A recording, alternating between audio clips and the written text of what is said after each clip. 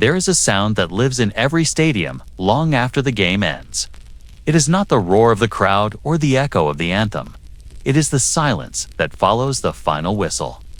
It is the stillness when the bodies stop moving, when the helmets stop colliding, when the noise disappears and all that remains is breath, pain, and memory.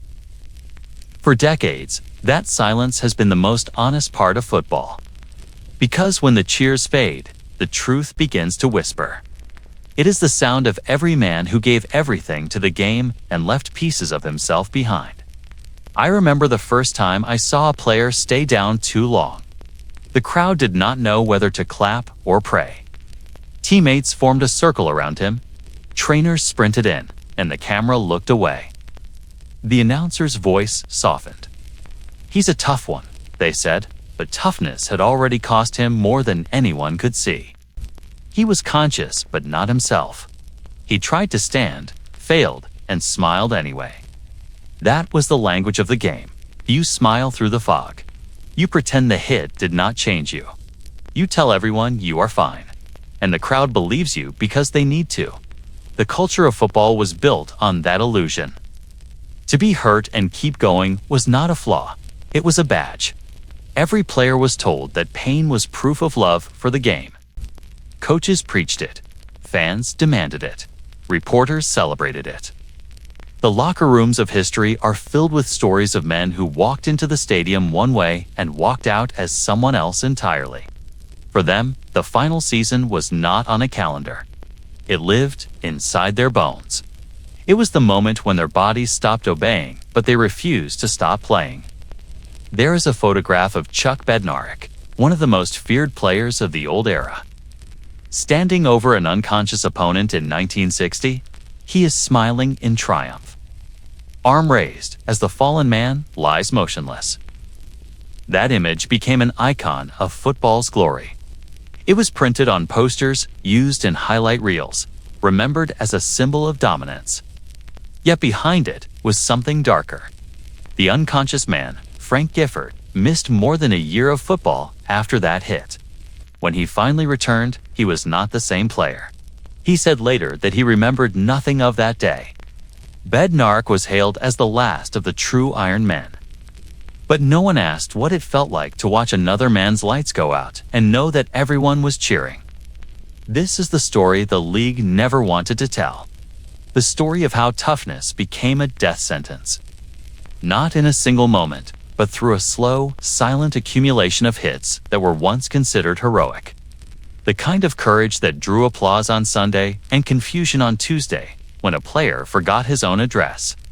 For most of the 20th century, pain was not a warning sign. It was a currency.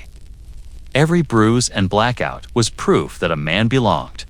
To admit otherwise was to risk everything. So they played on. They smiled for the cameras. They walked into the dark together. I often think about the forgotten ones. The players whose names never made it to highlight reels, but whose suffering built the myth of indestructibility. There were linemen who could not sleep because their hands never stopped shaking. Running backs who could not remember their children's names. Quarterbacks who sat in quiet rooms long after retirement. Staring at nothing, hearing phantom crowds that no longer existed. They were heroes to strangers and strangers to themselves. The game told them that endurance was the only virtue worth having. But the truth is, the game was feeding on them. There was a time when doctors on the sidelines carried smelling salts instead of medical reports. When concussions were called bell ringers and broken ribs were wrapped tight so you could finish the drive. The players trusted the system that was supposed to protect them. The system trusted the spectacle that made it rich. Everyone won, except the men who had to live with the aftermath. They became walking contradictions, worshipped for their toughness, destroyed by it in silence. The public saw victory. The mirror saw decay. We are a culture addicted to endurance. We celebrate those who refuse to fall, even when falling would save them. The NFL turned that addiction into art. Films glorified the crunch of impact. Commercials sold the sound of pain as proof of honor. Every Sunday became a sermon about sacrifice, and no one asked what was being sacrificed. Behind every touchdown and every roar of triumph, there was a ledger of broken necks, shattered memories, and unspoken regret. I once spoke to a retired lineman who said that pain was the only thing that made him feel real. After a decade in the league, he could not watch games anymore. Every hit reminded him of a part of himself he had lost. He said he could not remember the last time he woke up without pain in his head. He was 43. He laughed when I asked if he would do it again. Of course, he said. Because back then, you did not think about what came after the whistle. You only thought about the next snap. He was not bitter. He was honest. The game had taught him that his worth existed only between the lines. When the noise stopped, so did his identity. Every generation of football players has inherited that same illusion. The idea that to be tough is to be unbreakable. But the truth is that toughness is measured in silence. It is in the hours after the stadium empties, when the ringing in the ears does not stop. It is in the hospital rooms filled with men who once defined masculinity for a nation, now unable to form sentences. It is in the widows who said their husbands were different after their last season, quieter, angrier. Lost, this story is not about a single tragedy. It is about a culture that confused bravery with self-destruction. The players were not reckless, they were loyal. They believed that playing through pain was the price of greatness. No one told them the debt would come due long after the cheering stopped. We called them warriors, but warriors know what they are fighting for. These men were told to fight for pride, for team, for country. But in truth, they were fighting for an illusion of toughness that would one day kill them. There is something haunting about the phrase, "he died doing what he loved." It sounds noble until you realize what it hides. It hides the negligence of those who could have prevented it. It hides the ignorance of fans who demanded blood. It hides the silence of a league that built an empire on bodies. When toughness becomes a death sentence, the game itself becomes complicit. It asks men to trade their future for our entertainment and rewards them with applause. But applause fades. The damage does not. When I think of football now, I think of that silence after the whistle. The quiet moments when players walk off the field with smiles that hide pain, with eyes that no longer track the same. I think of the final season, not the one written in stats or standings, but the one that begins when the body stops healing. For every record set and every banner raised, there is a shadow game beneath it, one that tells the truth. A truth about what we have glorified, what we have ignored, and what it has cost. Because beneath the roar of the crowd lies the quiet sound of consequence. The sound that comes when the helmets stop colliding, when the lights dim, when the body whispers what the mind refuses to hear. It is the sound of every man who gave everything for toughness and paid for it with his life. It is the sound after the whistle. It began as a simple idea. Football would be a game of courage, strength, and endurance. But from its earliest days, it became something else entirely. It became a stage where pain was proof of worth and survival was mistaken for greatness. The mythology of invincibility did not start with television or million-dollar contracts. It started in empty fields and muddy lots during the 1920s, when men with leather helmets and unprotected bones were told that to show weakness was to betray the game itself. Back then, football mirrored the country that created it. America was hardening itself through industrial expansion and post-war resilience. The nation celebrated men who could endure suffering in silence, who could take the blows of life and never complain. Football became the perfect theater for that ideal. It was brutal, unforgiving, and honest in its violence. The players were not celebrities. They were laborers in cleats, working-class men proving their value through pain. In the absence of comfort, they built a culture that equated injury with honor. A broken nose was a sign of commitment. A concussion was simply another chance to prove loyalty. Sports writers of the time wrote about football as if it were war. Teams were called armies. Coaches were called generals. The language of the battlefield replaced the language of sport. Players fought in the trenches, went to war on Sunday, and died for the cause. It was romantic, patriotic, and intoxicating. The game became a reflection of America's growing obsession with toughness as a moral virtue. To be soft was to be un-American. The players absorbed that message deeply. They wrapped their pain in pride and called it manhood. In the 1930s and 1940s, this mythology only deepened. The Great Depression and World War II reshaped the American mind. Hardship was everywhere, and the ability to endure became the highest measure of character. Football mirrored that national identity. Coaches told players that they were soldiers on a different front line, serving their team instead of their country. The audience believed it. Stadiums became temples of endurance where men reenacted the struggles of a nation learning to survive. Each hit was a sermon, and each injury a sacrifice. The war ended, but the mentality never did. By the 1950s, football had evolved into the embodiment of post-war masculinity. The United States had emerged as a superpower, and football became the symbolic proof of that dominance. Players were larger, faster, and more reckless. Helmets became harder. Padding improved, but the collisions only grew more dangerous. Behind every cheer was an expectation that men would not only withstand pain, but embrace it. A player who limped off the field risked his reputation. A man who played hurt was immortalized. Magazines called them gladiators. Children were told to be like them. Schools began using football as a lesson in discipline, obedience, and control. The game was no longer just entertainment. It was a cultural ritual that defined what it meant to be strong. But beneath the celebration was denial. No one wanted to see the cost. The league did not want to count the bodies. The doctors were part of the same machinery that rewarded silence. In locker rooms across America, players were told to shake it off. Trainers handed out smelling salts, painkillers, and platitudes.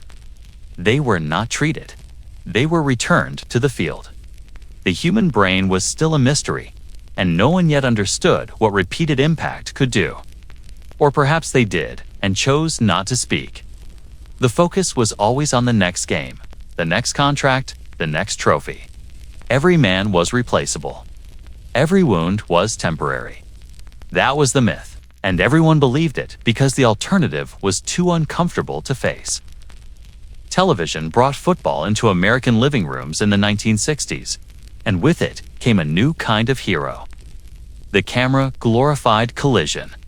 The violence that once belonged to the trenches now lived in slow motion on national broadcasts. The public became addicted to the spectacle. A hard hit was art. A staggering player was bravery personified. The image of toughness had been fully commercialized, sold to millions as a symbol of the American spirit.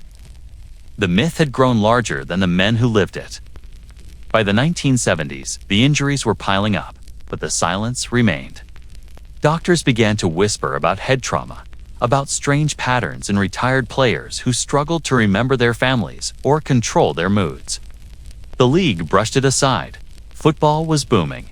Stadiums were full. The product was too valuable to question. Behind the scenes, players were losing themselves piece by piece.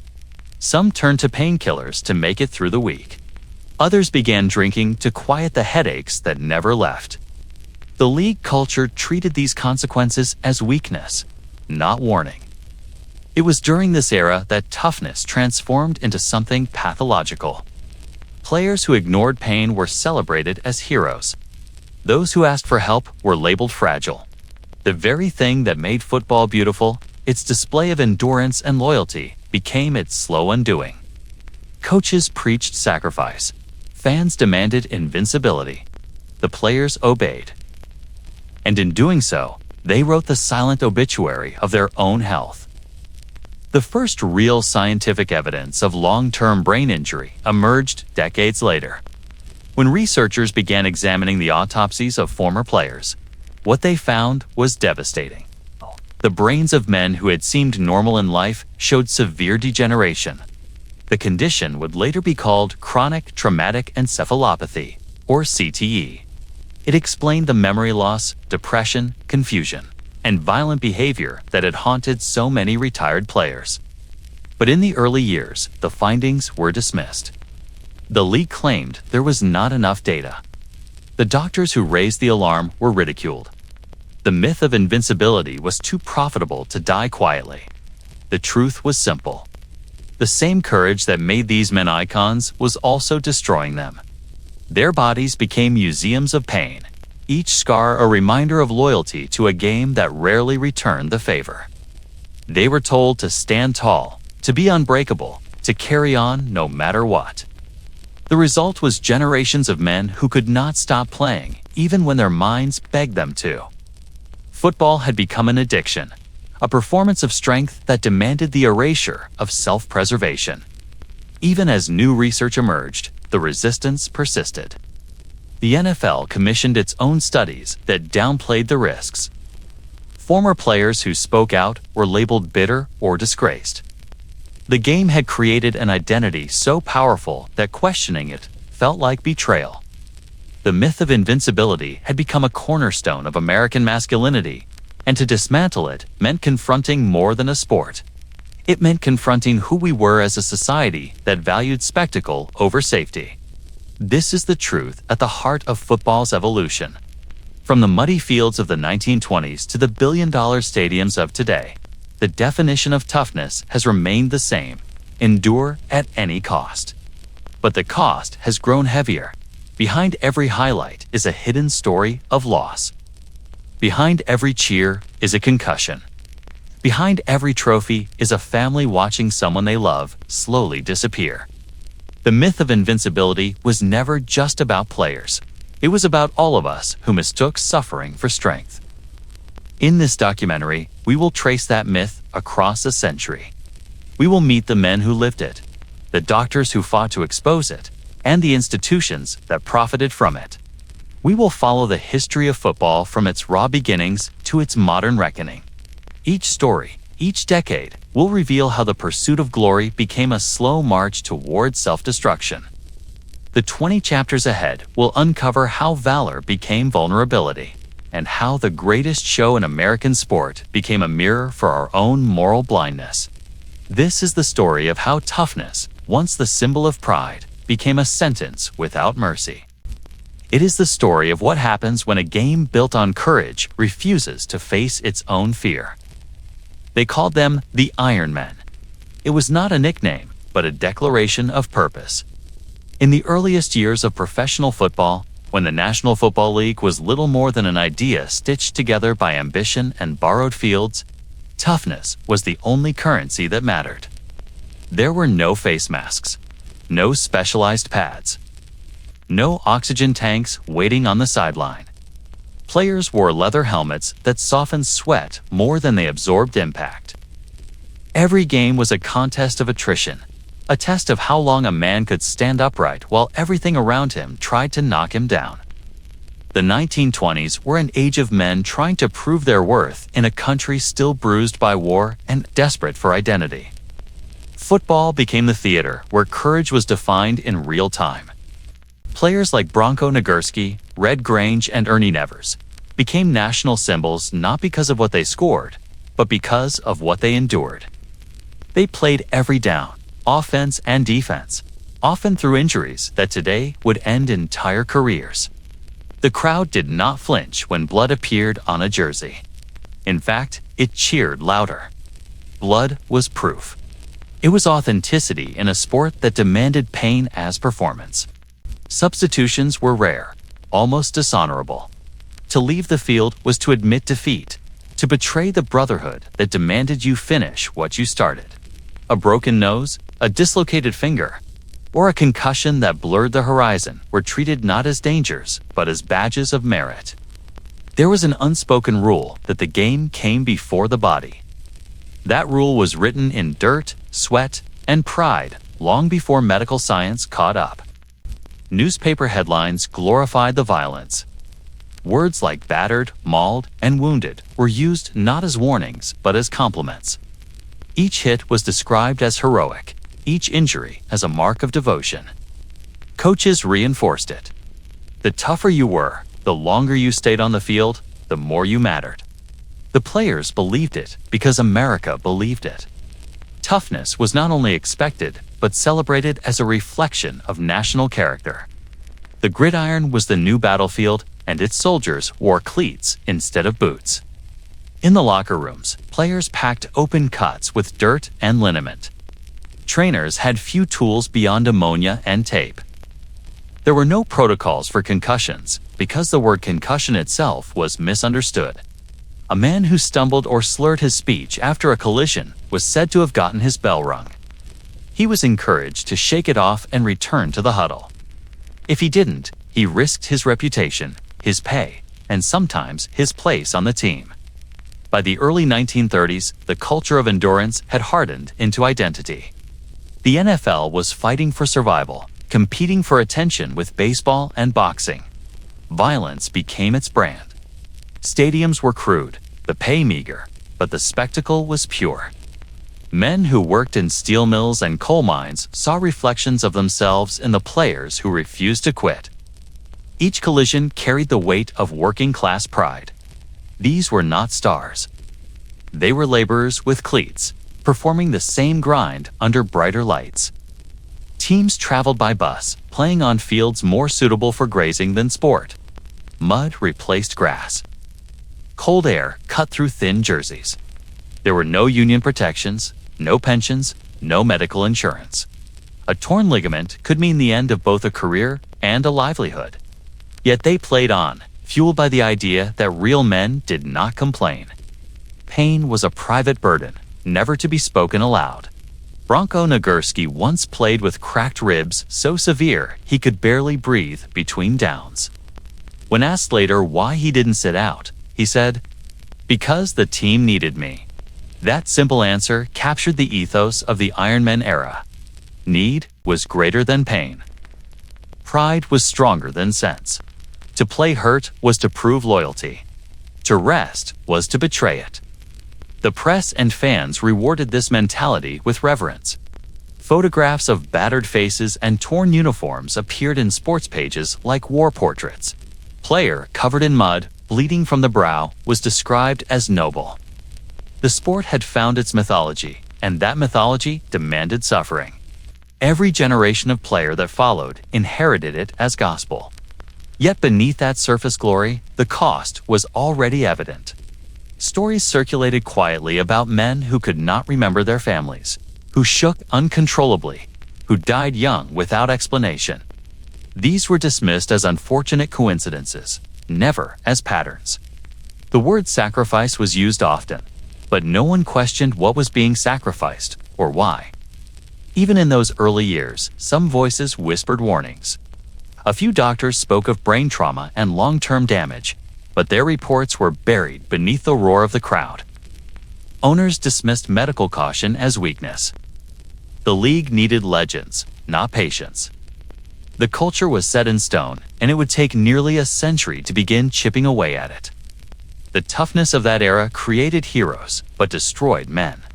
Every snap was a gamble against mortality. Every tackle a reminder that glory had a price. Yet for the players, the danger was part of the bargain. They were chasing belonging in a country that equated masculinity with pain. Football gave them purpose. It gave them identity. It gave them applause. And that applause was enough to drown out every doubt. The 1930s deepened this cycle. The Great Depression stripped hope from millions, and the NFL became a metaphor for endurance. If the players could keep going despite the hits, maybe the country could too. The game was no longer just a pastime. It was national therapy. Pain became proof of patriotism. Every collision was a statement that America was still standing. But survival had its consequences. With every decade, the culture of valor hardened into denial. The Iron Men never asked for protection because they believed invulnerability was their legacy. They saw fragility as failure. When men collapsed from exhaustion or disorientation, the The word used was not injury, but tough luck. The culture did not allow sympathy. It only celebrated resilience. By the end of the 1930s, the league began to professionalize. Rules evolved, helmets became mandatory, and strategy replaced chaos. But the spirit of those early years never faded. It lived in the slogans of coaches, in the chants of fans, and in the rituals of young players learning to play through pain. The Iron Men may have retired, but their example became immortal. They had built a foundation not of safety, but of sacrifice. Every player who stepped onto the field in the decades that followed inherited their ghost. The myth of the Iron Man became a guiding principle. It said that real football required suffering. It said that courage meant ignoring fear. It said that the only true way to earn respect was to keep getting up, no matter how much it hurt. The truth, of course, was that some never got up again. The leather helmets and open wounds of that age have long been replaced by modern armor and medical teams. But the mindset they created remains. It is the DNA of the sport itself. Even now, when science has revealed the terrible costs, the echoes of those Iron Men still define what it means to be tough. They taught America that pain was proof of devotion. They built a league on valor and denial. And in doing so, they made the impossible dream of invincibility seem real. It was the beginning of a century-long story. A story not only about how football grew, but how toughness, once celebrated, would become the very thing that endangered its heroes. When the world went to war, football followed. The 1940s reshaped everything the game believed about manhood, endurance, and loyalty. Thousands of players left the gridiron to enlist, carrying their discipline and competitiveness into military service. Those who returned came home different. They brought with them a hardened sense of duty, an emotional silence, and a new understanding of pain. The war did not just interrupt football. It rewrote its moral code. Before the war, toughness in football was a personal test. After the war, it became a patriotic obligation. The returning veterans infused the game with the language and mindset of battle. Coaches, many of whom had served or lost players in combat, began to use military principles as doctrine. The locker room became a barracks. The field became a battlefield. Victory was no longer just about scoring points. It was about proving national strength through physical sacrifice. The players of the 1940s carried the memory of real war into a symbolic one.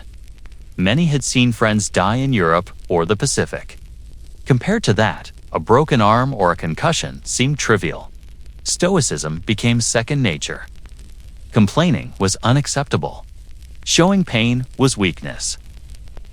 The locker room code of silence mirrored the soldier's creed.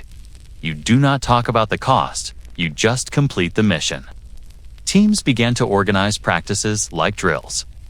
Coaches used words like discipline, obedience, and execution. Military precision replaced improvisation. Players ran laps for insubordination.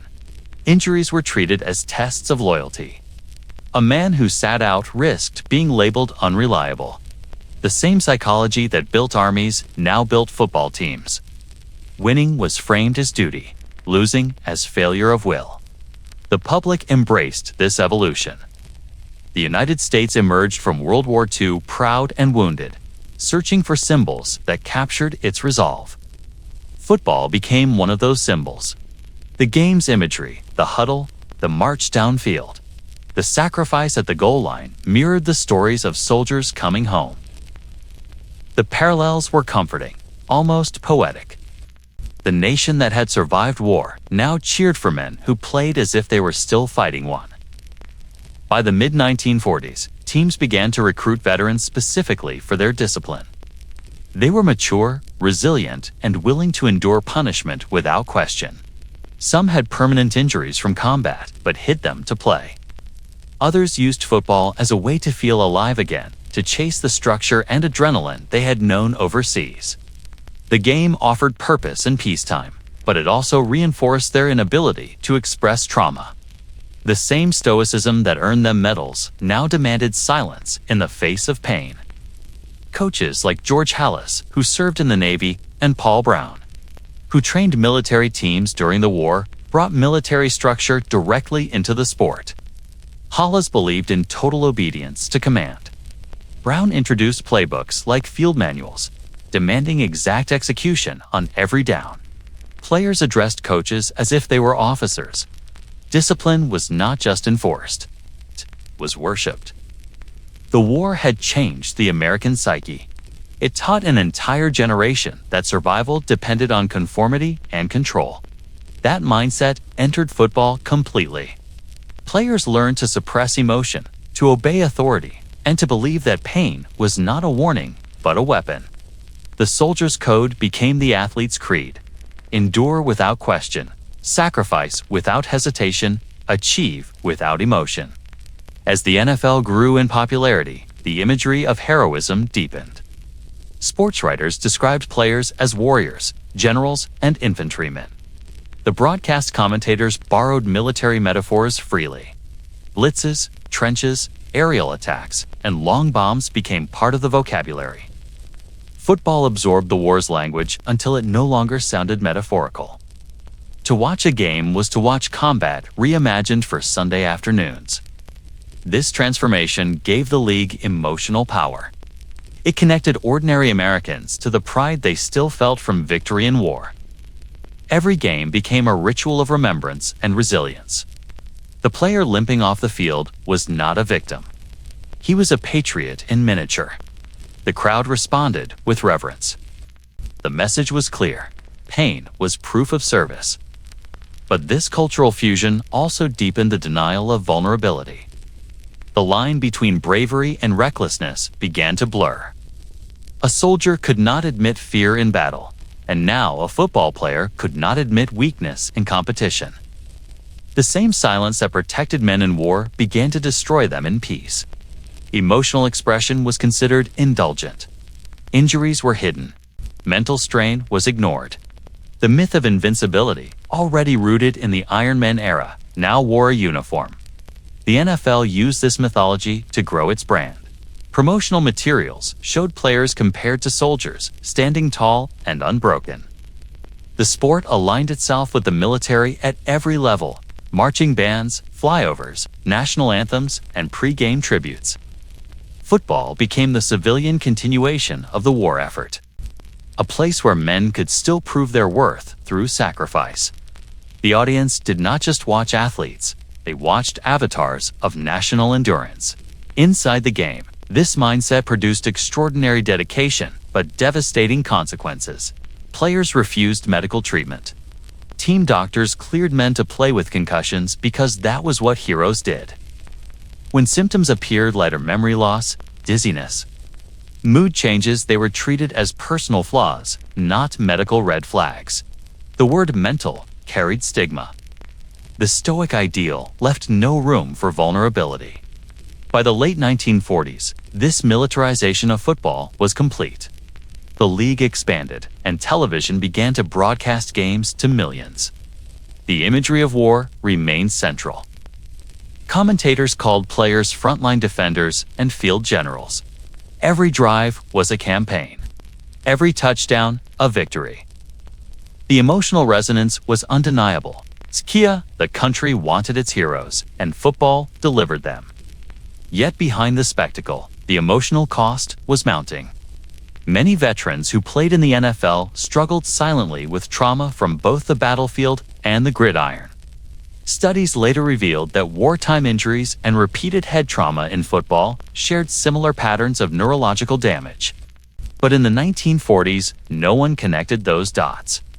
The silence of the soldier merged with the silence of the athlete. Both were trapped inside an unbreakable myth of strength. The idea of stoicism became so deeply woven into football identity that it outlived its creators. It taught generations that showing emotion was weakness, that fear was shameful, that injury was failure. Even as science advanced and medicine evolved, the echoes of that war-born mentality lingered. To be tough was to be quiet. To be quiet was to be respected. That code would define not only how players performed, but how they lived and died long after their final whistle. In many ways, World War II gave football its soul. It bound the sport to the nation's story of survival and pride. But it also planted a seed of denial that would grow unchecked for decades.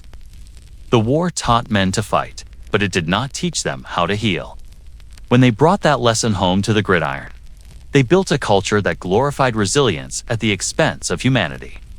As America entered the post-war boom, football became its mirror disciplined, patriotic, and unyielding. The game reflected the country's confidence, but also its blindness to pain. Every roaring crowd masked the quiet truth beneath the helmets that the greatest danger was not losing a game, but believing that survival required silence. The 1950s arrived with optimism. America was booming. Families were growing, and football was becoming the national game. Stadiums expanded, television brought Sunday heroes into living rooms, and a new cultural rhythm took shape. Beneath that progress, however, was a quiet and deadly creed. It was the belief that pain made a man real, that silence was strength, and that suffering was the price of greatness. The phrase "shake it off" became both an order and a philosophy. It was simple, commanding, and absolute. You got hit, you got up, and you did not talk about it again. This code of silence became the heartbeat of the decade. Coaches demanded it, players lived by it, and fans celebrated it. The game was still shaped by the war generation. Many of the coaches and players had come from military service and brought that stoicism home. The difference now was that the world was at peace, yet football kept fighting. The gridiron became the new battlefield for the American male identity, and "shake it off" was its slogan. On the surface, it sounded harmless, even noble. The phrase implied resilience and courage, but within locker rooms, it was a commandment that erased vulnerability. Players learned early that pain was private. Trainers carried smelling salts instead of sympathy. A hard hit that left a player disoriented was met with laughter or a slap on the back. No one wanted to appear weak, because weakness risked everything: reputation, position, and pay. In the 1950s, medical understanding of concussions was limited, but not non-existent. Doctors already knew that repeated head trauma could cause serious damage, yet within the sport, that knowledge was suppressed. The culture did not want science to interfere with its mythology. Pain was considered temporary, even spiritual. The narrative of the unbreakable man was more powerful than any warning. The stories that came from this decade defined the identity of football toughness for generations. Players like Chuck Bednarik of the Philadelphia Eagles were celebrated as Iron Men. Bednarik famously played both offense and defense for 60 minutes, leaving the field bloodied but smiling. He once said that pain was just part of the job. His words were not bravado. They were doctrine. To be a football player in the 1950s was to embrace suffering without hesitation. The fans adored it. The league marketed it. The system demanded it. The media played a powerful role in cementing this mindset. Newspapers described players as gladiators and soldiers. Television replays glorified collisions. The camera lingered on men, staggering to their feet, helmets tilted, eyes glassy as the crowd roared. Every hit became a spectacle of endurance. There was no language for trauma or brain injury. There was only the celebration of recovery, no matter how temporary. Inside the locker rooms, the silence grew heavier. A player who complained was marked. Coaches questioned his commitment. Teammates called him soft. The expectation was absolute loyalty to the game. Even family members rarely knew the extent of a player's suffering. Many went home after games with pounding headaches and blurred vision, only to return to practice the next day. Rest was seen as laziness. Painkillers were the only acceptable medicine. The league benefited from this code of silence. It kept the product clean, the image heroic, and the story simple. Fans saw warriors who never quit. They did not see the men who vomited in the locker room or forgot the plays they had just run. The narrative of toughness fueled ticket sales and national pride. Football became proof of American grit in an age of prosperity. It was the story everyone wanted to believe, that real men could take any hit and keep moving forward. The phrase "shake it off" seeped beyond football into the wider culture. It appeared in workplaces, schools, and homes. Fathers repeated it to sons, coaches repeated it to players. It became shorthand for control, a way to suppress emotion and dismiss pain. This cultural adoption reinforced the silence that surrounded physical and emotional injury, taught generations that recovery meant pretending nothing was wrong. Inside the league, medical staff were often under team authority rather than independent oversight. Their job was to get players back on the field, not to diagnose long-term damage. Players learned to lie about their symptoms. Trainers learned to ignore what they could not fix. A player who admitted confusion after a hit risked losing his position. So they learned to mask it. The most dangerous injuries became invisible ones. The decade also saw the rise of televised football, beginning with the 1958 NFL Championship between the Baltimore Colts and the New York Giants. That game, later called the greatest game ever played, helped launch the league into national prominence. But it also captured something else: the glorification of exhaustion. Viewers saw players limping through overtime, blood on jerseys, faces smeared with mud and sweat. The public loved it. They saw courage, not crisis. The camera turned pain into beauty. By the end of the 1950s, the league had successfully built a mythology around endurance. Every player wanted to be seen as unbreakable. They wore scars as symbols. They hid concussions under smiles. And behind the scenes, many began to deteriorate. Headaches lasted longer. Tempers grew shorter. Some players experienced sudden memory lapses. The science was there, but the silence drowned it out. The league's culture made conversation impossible. Doctors who tried to raise concerns were dismissed. Their research threatened the image of the sport. Early studies suggesting long-term brain damage were quietly buried.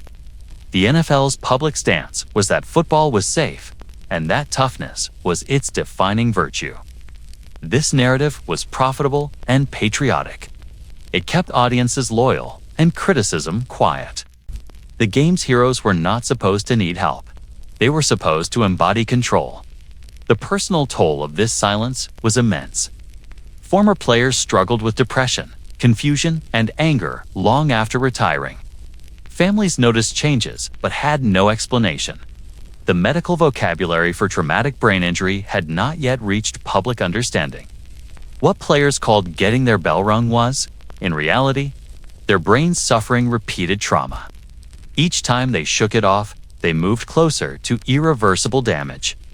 In interviews decades later, players from the 1950s often spoke with pride and regret. They remembered the camaraderie, the shared mission, the respect earned through pain. But they also remembered the confusion and darkness that came afterward. Many confessed that they never felt the same after certain hits but stayed silent because that was what men did. That was what the culture demanded. They had been trained to see pain as proof of belonging. The 1950s built a foundation that would define football for the rest of the century. The league's image of masculine invincibility, reinforced by the military tone of the previous decade, hardened into doctrine. Shake it off became the answer to everything from broken bones to brain trauma. It was a phrase that ended conversations, silenced warnings, and encouraged generations of players to ignore their own bodies. By the time the decade ended, the NFL had become more organized, more profitable, and more violent. Players were bigger and faster, collisions more intense. Yet the same phrase echoed through every huddle, locker room, and sideline. Shake it off. It was not just advice. It was a commandment that shaped the psychology of the sport, one that would echo long after the helmets grew harder and the stakes grew higher. The silence that began as pride would become the league's greatest danger. It would mask decades of injury, loss, and denial. And while the crowd cheered for toughness, the real battle was happening inside the men who could no longer remember what they were trying to prove. The 1960s changed football forever. The game that had once been played in muddy lots and small stadiums now reached millions of Americans through the lens of television. The rise of televised games transformed perception and expectation. Suddenly, every hit, every stumble, every heroic stand was immortalized. The brutality that had been contained within the stadium now played on screens across living rooms. And with it came a new kind of hero. The man defined by how much he could endure, how many times he could rise after being knocked down, and how convincingly he could appear unbroken. This era solidified what would later be called collision culture. The philosophy was simple. Bigger hits created bigger legends. Football players were no longer just athletes. They were warriors, whose worth was measured by the violence they absorbed and inflicted. Legends such as Jim Brown, Dick Butkus, and Ray Nitschke became cultural icons not only for their skill, but for their willingness to punish their bodies and their opponents. The more they collided, the greater the applause, the more secure their place in American mythology. Television did more than broadcast the game. It created a national narrative around endurance and heroism. Slow-motion replays highlighted every moment of struggle, every staggering step, every grimace that betrayed pain and resilience simultaneously. Producers understood that viewers were captivated by this spectacle. Football became theater in which suffering was not only expected, but celebrated. A player bleeding or wincing under impact was not weak. He was courageous, authentic, heroic. Pain became synonymous with legitimacy. The players internalized this pressure. They were aware that their performances were now permanently documented. Mistakes, injuries, or hesitations were scrutinized by millions. A man who left the field with an injury risked judgment from fans, teammates, and the media. The television era magnified expectations for toughness, turning private pain into a public performance. To show hesitation was unthinkable. To falter meant losing identity, credibility, and opportunity. Coaching philosophies reinforced this collision culture. Coaches demanded full contact at full speed in practice, believing that the intensity of preparation mirrored the intensity of the game. There was no limit to how hard players should hit or how long they should endure. If a player expressed discomfort, he was accused of being soft or lacking character. Loyalty was measured in resilience.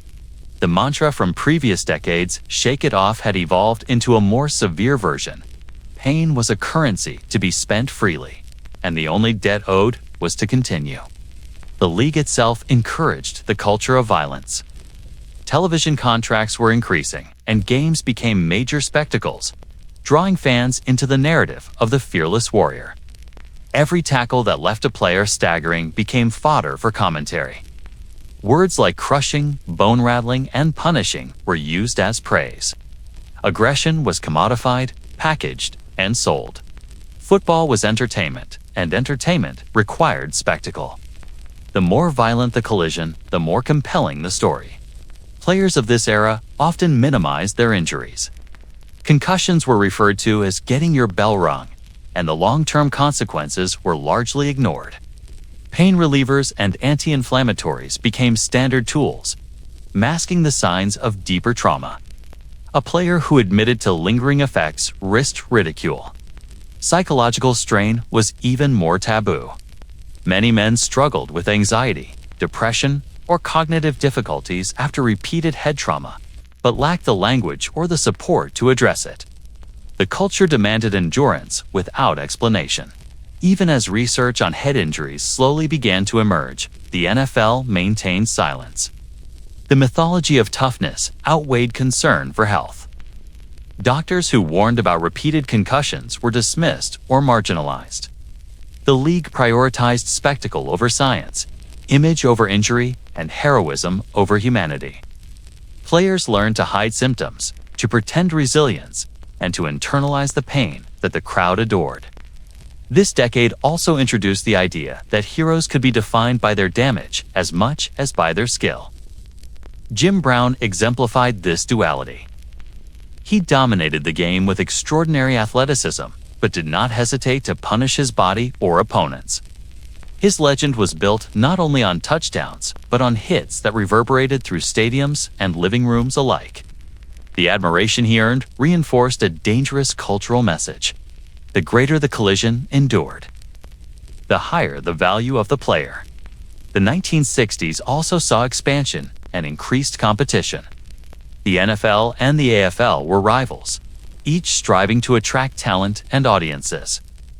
This competition intensified the culture of collision. Players were expected to prove themselves in every game, every practice, every play. Injuries were irrelevant unless they prevented performance. Endurance and aggression became the measures of worth. The demands on players' bodies were relentless, and the consequences were profound. Behind the heroic narratives, however, the toll on the human body and mind was mounting. Brain injuries accumulated without recognition. Joints and ligaments deteriorated under constant stress. Chronic pain became a silent companion for many players. Families observed changes in behavior, mood swings, and cognitive decline, but had no framework to understand the connection to the game. The culture that celebrated these men also rendered them invisible in their suffering. The media perpetuated the myth. Highlight reels glorified the most violent collisions. Commentators praised men who returned immediately after injury. Fans began to idolize those who seemed unbreakable. The visual spectacle normalized risk-taking and pain endurance, embedding the idea that vulnerability equaled failure. Children watching at home learned that to play football well was to accept damage as inevitable and necessary. This cultural lesson would reverberate for decades. Coaching and training philosophies remained rooted in the collision culture. Practices were brutal. Preseason camps emphasized physical domination, and punishment for underperformance was physical as well as psychological. Coaches believed that pain tolerance equaled moral fiber. Players who faltered were not just physically weak, they were socially and culturally inadequate. The environment rewarded those who internalized the code of toughness and punished those who questioned it. Despite the increasing evidence of harm, the league's identity depended on the collision. Violence was part of the brand. Teams marketed their stars as gladiators. Television producers framed each game as a war, each play as a skirmish. The imagery of men meeting in violent contact sold tickets, subscriptions, and cultural validation. The culture of heroism demanded harm because harm validated heroism. By the end of the decade, the collision culture was firmly entrenched. Players carried injuries in silence, celebrated hits as proof of courage, and perpetuated the belief that enduring pain was the measure of masculinity. This was not a conscious decision by individuals alone.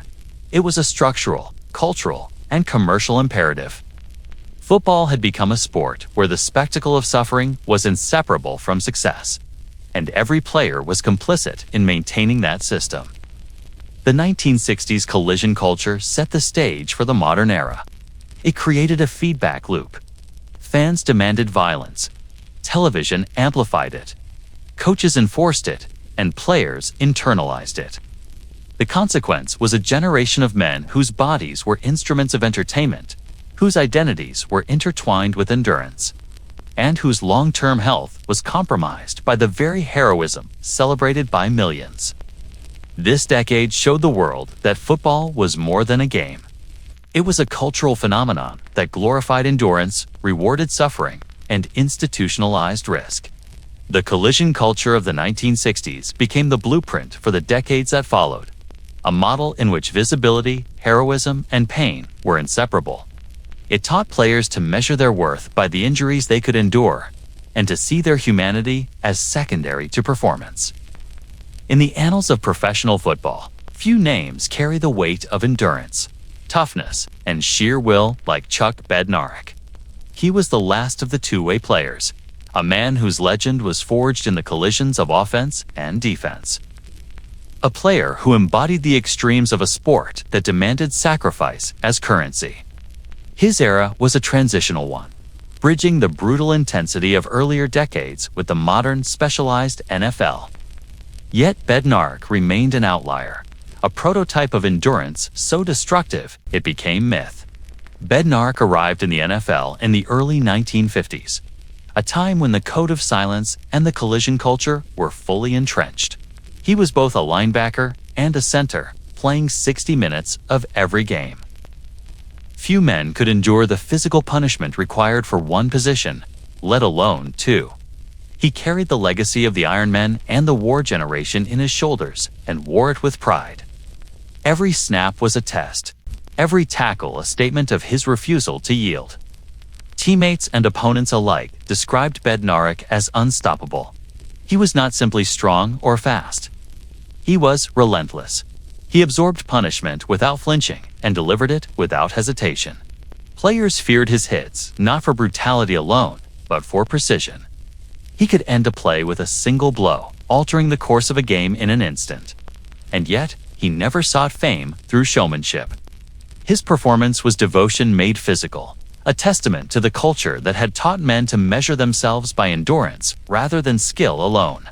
Bednarik played in a time before helmets were fully protective, before concussion protocols existed, before anyone outside the locker room considered the consequences of repeated trauma. Each impact he absorbed resonated through his body, through his brain, through his life. There were games when he staggered from one collision to another, leaving the field only at the final whistle. Coaches expected it. Teammates relied on it. The crowd celebrated it, and Bednarik delivered every single play. The two-way nature of his career intensified the risk. Playing both offense and defense meant no reprieve, no moments of rest, no second chances to recover. When his teammates rotated off the field, Bednarik remained. He practiced harder, hit harder, and expected the same from those around him. The endurance he displayed was not just physical, it was psychological. He internalized the code of toughness that had defined football for decades and elevated it to an almost impossible standard. Stories of his toughness became legend. One tale recalls him playing through a concussion, staggering and disoriented, yet returning repeatedly to the huddle to execute plays. His body betrayed him, but his mind, conditioned to endure, refused to give up. Teammates remembered his eyes, glassy yet focused, his determination absolute. He never complained, never sought sympathy, never faltered in public. It was the embodiment of the era's philosophy. Silence in suffering is strength. Bednarik's impact extended beyond individual games. He represented the final vestige of a bygone era in which a man's value was measured by how many roles he could occupy and how much punishment he could withstand. The specialization that would dominate the 1960s and 1970s had begun to emerge. Yet Bednarik remained a bridge to the past, carrying the ethos of the Iron Men into a league that was beginning to modernize. His career was a living testament to the dangerous allure of endurance. Yet the cost of this legend was profound. Bednarik suffered injuries that would have ended lesser players' careers. Concussions, torn ligaments, broken bones, they were all part of his narrative, yet he pressed on. He became a symbol of both human capability and human vulnerability. His story illustrates the duality of football heroism, admiration for resilience, and ignorance of consequence. What made him iconic also made him vulnerable, and what made him enduring also made him damaged. Journalists of the time framed Bednarik as the ultimate warrior. Columns celebrated his hits and his stamina. Headlines described him as indestructible, a living engine of football excellence. But the mythology obscured the reality. The same plays that thrilled spectators inflicted microtrauma on his brain and cumulative wear on his body. His legacy was both inspiration and caution, a warning written in muscle and bone. Bednarik himself rarely reflected publicly on the dangers he faced. He embodied the culture of the era, which revered endurance and dismissed reflection. He accepted injury as part of the profession, accepted pain as evidence of commitment, accepted the risks without complaint, and in doing so, he became a standard against which all future players would be measured. Even as the league evolved and specialization reduced the likelihood of a two-way career. The narrative of Chuck Bednarik is inseparable from the collision culture that defined the 1950s and 1960s. He was not reckless. He was disciplined, methodical, and precise in his application of force. But his endurance pushed the limits of human capacity and highlighted the destructive potential of a system that demanded constant performance and glorified injury. Every tackle was both an achievement and a liability. Every snap, a triumph and a risk. His place in history is complicated. Bednarik is remembered as a hero, as the ultimate embodiment of toughness. Yet his story also raises questions that the era could not answer. How much sacrifice is too much? How much endurance is fatal? And what happens when a culture of heroism rewards men for ignoring the very injuries that will follow them for decades? Bednarik's life and career offer a vivid illustration of the tension between valor and vulnerability. By the end of his career, the league had begun to specialize. Players focused on single positions, limiting exposure and allowing for more controlled development. The age of the two-way player ended, leaving Bednarik as the last exemplar of a style of football that demanded extremes of endurance. His legend was cemented not just because he played both ways, but because he survived a game built for destruction, and because he defined what it meant to be indestructible in a sport that glorified pain. The lessons of Bednarik's era persist. He demonstrates the human capacity to endure, and the human cost of doing so. He was a product of a culture that equated suffering with worth and silence with courage. His career forces us to confront uncomfortable truths about the sport. That endurance can be both celebrated and dangerous, that heroes are often harmed by the very myths that elevate them, and that toughness without accountability is a double-edged sword. In reflecting on Chuck Bednarik, we see the apex of an ethos that defined professional football for decades. His story reminds us that greatness is often inseparable from pain, that the physical and emotional costs of the game are real, and that the legend of a player is inseparable from the culture that shaped him. He was both extraordinary and vulnerable, the last two-way player and the first symbol of a dangerous ideal. The Iron Men passed the torch. The military generation reinforced the code. The 1950s demanded silence, and the collision culture of the 1960s intensified it. Bednarik carried all of these traditions into one career, illustrating the extreme consequences of a sport that measured worth by endurance and survival under pressure. His story is not just about football, but about the human price of a mythology that equated bravery with destruction. The 1970s arrived with a shift in football that magnified the dangers and glorified the spectacle. Television was no longer a novelty. It had become a dominant cultural force. Audiences demanded more drama, more intensity, and more proof that players could endure the unimaginable. The league responded by embracing a style of play that rewarded physical dominance at every level. Tackles became hits, hits became collisions, and collisions became a currency for status and survival. The decade was defined by the pursuit of glory, but the cost of that glory was increasingly visible to those who knew where to look. Coaching philosophies encouraged aggression in ways previously unseen. Offensive and defensive lines collided with violent intent. Linebackers delivered punishing blows, and receivers and defensive backs engaged in confrontations that tested the limits of human endurance. Rule enforcement was lenient compared to modern standards. The league rarely penalized late hits, helmet-to-helmet contact, or intentional injuries. Violence was expected, celebrated, and woven into the fabric of gameplay. The culture had evolved from tolerance to encouragement of brutality. The proliferation of televised games amplified this culture. Slow-motion replays highlighted the most violent moments. Commentators praised ferocity, toughness, and intimidation as essential components of excellence. Fans at home equated hard hits with skill and bravery. The spectacle required that players internalize the idea that survival depended on the ability to deliver and endure destruction. Injury was not an obstacle. It was proof of worth. Chronic pain and concussion symptoms were disregarded, minimized, or hidden. This era also coincided with the rise of performance-enhancing substances. Steroids, while not yet fully regulated, were increasingly present in training regimens. Strength became a measurable advantage on the field, and the pressure to dominate grew alongside physical development. The combination of brutal hits and chemically enhanced endurance created a dangerous synergy.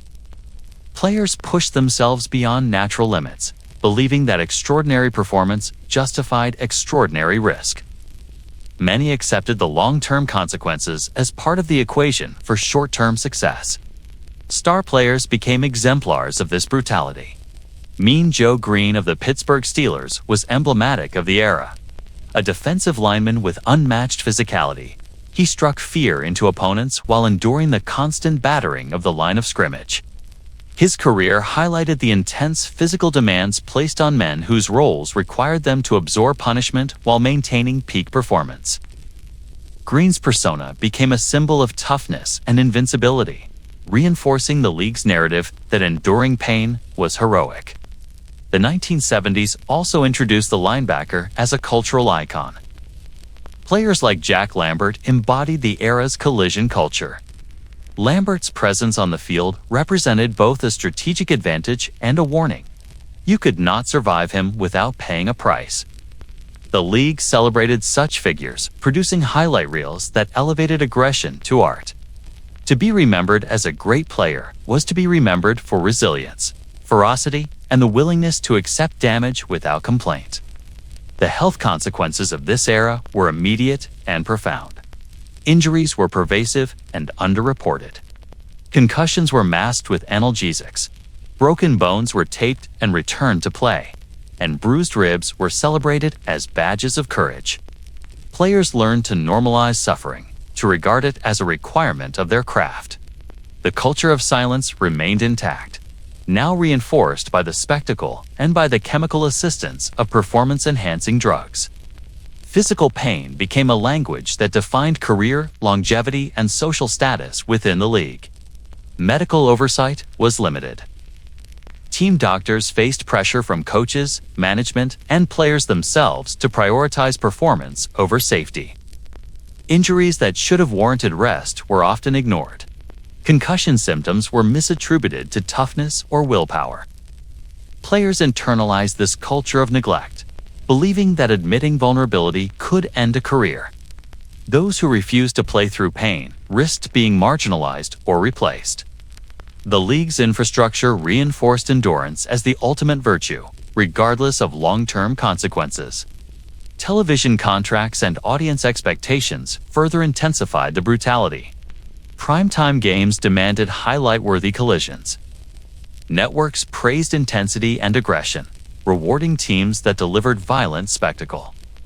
Players internalized that their reputation and career prospects were tied to the demonstration of force on every snap. The expectation for physical dominance created an environment in which calculated, risk, and reckless aggression became inseparable. Injuries were tolerated as part of the theatrical and competitive narrative of the game. The steroid era added a new dimension to the human cost. Players increased their strength and speed, pushing their bodies into extremes that were biologically unnatural. Muscles could endure and deliver punishment, but joints, ligaments, and brains remained vulnerable.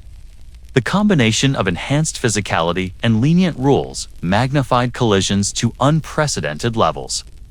Many players emerged from careers riddled with chronic pain, joint degeneration, and neurological decline. The pursuit of glory had created a new form of permanent sacrifice. The culture of heroism reinforced the acceptance of these risks. Players internalized the belief that to endure and inflict punishment was to prove masculinity, commitment, and identity. The mythology of invincibility was no longer a metaphor. It had become a standard. Fans, commentators, and coaches all contributed to a system that equated suffering with accomplishment. This codified endurance as the measure of a man, while the league profited from spectacle and loyalty. Stories of endurance and injury from the 1970s remain cautionary tales. Quarterbacks faced relentless blitzes, linemen endured crushing impacts, and running backs carried the ball through the teeth of defenders without hesitation. Hall of Fame careers were forged in pain. Players' personal accounts reveal the relentless pressure to perform, the concealment of injuries, and the internalization of suffering as proof of worth. Many reported memory lapses, persistent headaches, and emotional instability that persisted long after their careers ended. Despite growing awareness, the NFL's policies lagged behind the reality of injury. The league continued to prioritize competition, revenue, and cultural narrative over the health of its athletes. The long-term consequences of concussions and repeated trauma were largely unknown to the public. Players were left to navigate pain alone, often without family or medical support equipped to address the cumulative damage. The 1970s created a system in which glory and injury were inseparable, celebrated in tandem, and silently endured. In retrospect, the decade reveals a brutal paradox. Football became more popular, more competitive, and more profitable than ever before. Yet the very elements that elevated the sport aggression, endurance, and spectacle created lasting harm. The culture of the 1970s codified the idea that players' bodies were instruments of performance, their sacrifices invisible beyond the stadium.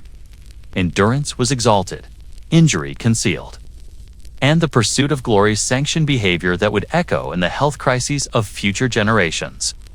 The legacy of the 1970s brutality boom is profound. It normalized extreme physical risk, merged chemical enhancement with performance culture, and amplified the pressures of television-driven fame. Heroes were defined by their ability to endure destruction and deliver it in equal measure. The cost was not abstract. Players' bodies and minds bore the consequences for decades, revealing the hidden toll of a decade obsessed with violence as entertainment. By the end of the 1970s, football had fully embraced a culture in which brutality equaled heroism and endurance equaled identity. The decade reinforced the myth that a player's value was measured by how much punishment he could survive and inflict. It left a trail of injury, psychological strain, and unrecognized trauma that would take decades to fully understand. The pursuit of glory had become inseparable from sacrifice, and the echoes of the brutality boom would reverberate long into the modern NFL. The NFL has always demanded that its athletes endure. From the earliest days, the measure of a player's value was how much punishment he could absorb without complaint. By the 1970s, this expectation had grown into a culture that blurred the line between heroism and self-destruction. With the brutality boom in full effect, the stakes were higher, collisions were harder, and injuries were more severe. Yet the game pressed forward without regard for the long-term cost. To navigate this reality, players turned to tools designed to mask pain. Among these, painkillers became both a necessity and a trap. They were the invisible companions of endurance, a hidden pipeline through which the league's greatest warriors could continue to fight while their bodies silently deteriorated. Painkillers were widely available in locker rooms, often provided by team doctors under the implicit understanding that they enabled performance. Oxycodone, codeine, aspirin combinations, and later more potent opiates became commonplace. Players used them not for recreation, but as instruments of survival. The substances were meant to suppress pain long enough to allow a player to finish a game, participate in practice, and meet the expectations of coaches, fans, and teammates. They were a tool to maintain the illusion of invincibility that the league and culture demanded. The pressure to use these substances was subtle but pervasive. A player nursing a sprained ankle or bruised ribs might be quietly encouraged to take a pill before stepping onto the field. A quarterback with lingering concussions might be offered medication to push through symptoms. This was not considered malpractice within the league at the time. It was part of the invisible contract between players and the system that required them to endure at any cost. The pills enabled performance while masking the long-term consequences, which remained largely invisible. Addiction often began slowly. A player might take a painkiller for a specific injury, feeling the relief and the ability to perform at full capacity. The following week, after another hit, the same medication would be used again. Soon, the pattern became habitual. The pain was both physical and psychological. Players feared losing their roles, disappointing their teams, or letting down the millions of fans who watched. The pills offered a temporary reprieve and, unknowingly, a path to dependency. Many did not recognize the slippery slope they were on until they were already trapped. Locker room culture reinforced the secrecy. Talking about addiction was taboo. Players were expected to be strong, and admitting reliance on medication was considered weakness. The network of doctors, trainers, and teammates tacitly supported the cycle, supplying the substances while maintaining the code of silence. This created a dangerous ecosystem in which painkillers were normalized, dependence was hidden, and the consequences were deferred. Addiction was invisible until it manifested in ways too serious to ignore. The medical community at the time was not fully aware of the risks, or when aware, they were constrained by the league's priorities. The NFL valued performance over health, image over accountability, and short-term success over long-term safety. Doctors were often employed directly by teams, creating conflicts of interest. Their loyalty was to the franchise, not the individual player. This system enabled a pipeline of pain management that had little oversight, no external checks, and an unspoken assumption that players themselves bore responsibility for the risks. The human cost was staggering. Many players developed chemical dependencies during their careers, carrying the effects into retirement. Painkillers masked the symptoms of injury, but they could not reverse damage. Players experienced joint degeneration, chronic headaches, and cognitive decline, all while continuing to rely on medication to function. Post-career, some turned to more dangerous substances when access to medical supplies diminished. The pipeline that began in the locker room had life-altering consequences. Stories from former players reveal the pervasive nature of the problem. Men who had once been lauded for their toughness spoke quietly of nights spent alone, struggling with dependence, shame, and fear. They described the duality of relief and risk. The same substances that allowed them to perform were slowly eroding their health and autonomy. Many were aware of the danger, but felt trapped by the culture that had glorified endurance and punished vulnerability. The same ethos that created heroes also created addicts. The league's denial contributed to the problem. Pain management was rarely treated as a medical or social issue. It was a matter of logistics. The focus remained on getting players back on the field, often at the expense of their well-being. The narrative of heroism overshadowed individual suffering. Fans saw men who appeared indestructible, never considering that the strength they admired was frequently fueled by substances that masked injury and risked dependency. The psychological dimensions of this era were profound. Players internalized the message that performance was paramount, that they were expendable, and that showing vulnerability was unacceptable. Painkillers became a coping mechanism, not only for physical discomfort, but for the emotional and mental strain of competition, media scrutiny, and the relentless demand for toughness. Addiction was compounded by isolation, secrecy, and the expectation that men carry burdens silently. The ripple effects of the Painkiller Pipeline were generational. Younger players entering the league in the late 1970s and 1980s inherited a culture in which medication was a normalized component of professional life. Mentorship often included guidance on when and how to manage pain, including the use of drugs. The message was clear: to endure, to succeed, and to be respected, one must embrace the tools provided, regardless of the hidden cost. Research conducted decades later confirmed the extent of the problem. Retired players exhibited higher rates of chronic pain, neurological disorders, and prescription drug dependence than the general population. Interviews revealed that reliance on painkillers often began in careers spent adhering to an unyielding culture of toughness. Players who had once been celebrated for their durability now faced long-term struggles that were invisible to the public eye. The very system that created legends had facilitated long-term harm. The ethics of this system remained troubling. The league profited from the spectacle of endurance while enabling mechanisms that concealed suffering. Players were encouraged to perform under conditions that compromised long-term health, yet the public rarely learned the full extent of the danger. The mythology of toughness was reinforced by the invisibility of pain, ensuring that the heroism of the present overshadowed the consequences of dependency and injury. By the end of the 1970s, the Painkiller Pipeline was firmly established. It was a shadow network that ensured performance while obscuring harm. A system built on secrecy, cultural expectation, and structural reinforcement. Players continued to endure, to deliver hits, to push through pain, all while the substances that enabled their careers quietly ensnared them. Addiction was not a moral failing in this context. It was an occupational hazard, a consequence of a culture that celebrated performance above all else.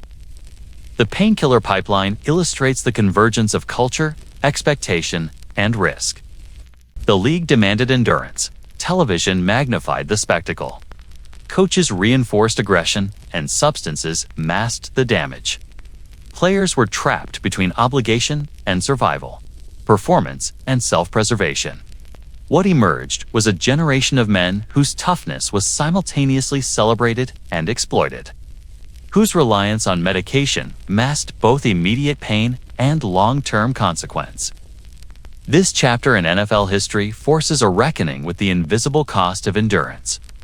It demonstrates that the mythology of toughness carries consequences beyond the field, that addiction can be both a symptom and a strategy, and that the very tools used to maintain performance can become instruments of harm.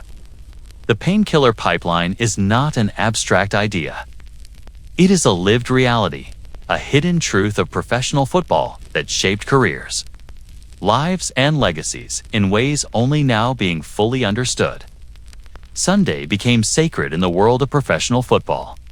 By the late 1970s and early 1980s, television broadcasts had transformed the game into a national spectacle, a weekly ritual where millions of viewers tuned in not merely to watch sport, but to witness proof of human endurance and resilience. The men on the field were celebrated as gladiators, their collisions framed as heroism, and their suffering elevated to entertainment. The term highlight pain entered the lexicon, describing the way broadcasters and media outlets glorified the very moments in which players were hurt while pursuing victory. It was a cultural phenomenon in which pain became performance and suffering became story. The media played a critical role in constructing this narrative. Networks created highlight reels that emphasized crushing tackles, bone-jarring hits, and daring runs through heavy contact. Slow-motion replays showcased the impact with dramatic emphasis, often accompanied by commentary that framed the moment as decisive, heroic, or legendary. The audience was captivated, not by skill alone, but by the spectacle of collision, the proof that these men could endure what seemed physically impossible. Pain became both the medium and the message. Players internalized the pressure. To be remembered, to achieve fame, to validate their career, they had to appear indestructible. Injury was minimized or hidden. Wincing or hesitation could be interpreted as weakness. The televised stage magnified this expectation. What might have been a private struggle in earlier decades was now visible to millions. The need to maintain an image of toughness was no longer cultural but public, and players felt compelled to perform under conditions that risked long-term harm. Highlight pain was not a passive phenomenon. It shaped behavior. Players learned that the more punishment they could endure and the more violent they could appear, the more memorable they became. Hits that left opponents or themselves injured were replayed, praised, and immortalized. The audience equated suffering with valor. The league, advertisers, and broadcasters all profited from this cycle, creating incentives for players to continue taking risks. Every collision became a potential highlight, a moment to cement reputation and secure legacy. Media coverage reinforced the mythology of toughness while obscuring its consequences. Articles and televised segments celebrated legendary hits, but rarely discussed the injuries that followed. The public narrative focused on courage and resilience, not chronic pain, concussions, or the psychological toll of repeated trauma. Fans revered men who returned after injury, often without awareness of the long-term costs. Endurance became an expectation rather than a choice, a measure of identity rather than a reflection of strategy or skill. The Sunday Gladiator model created feedback loops.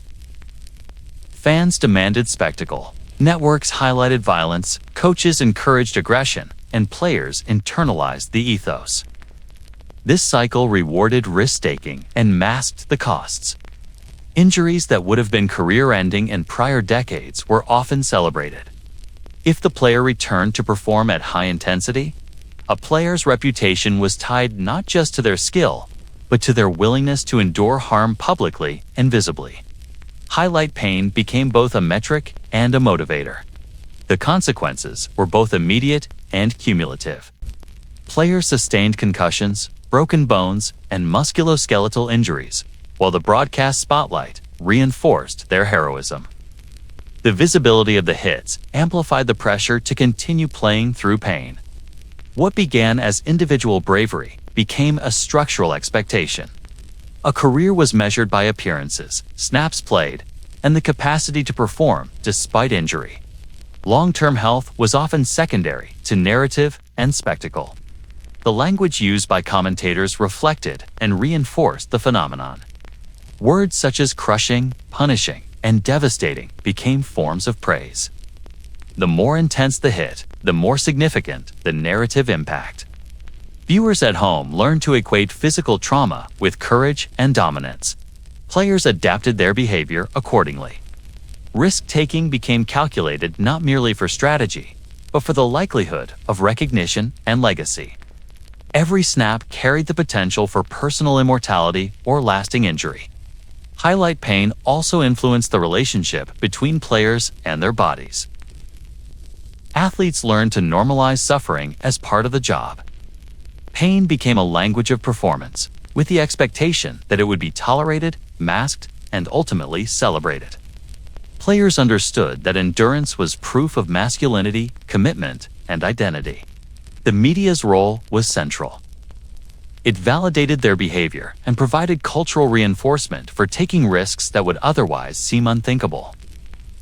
The phenomenon was not limited to individual moments.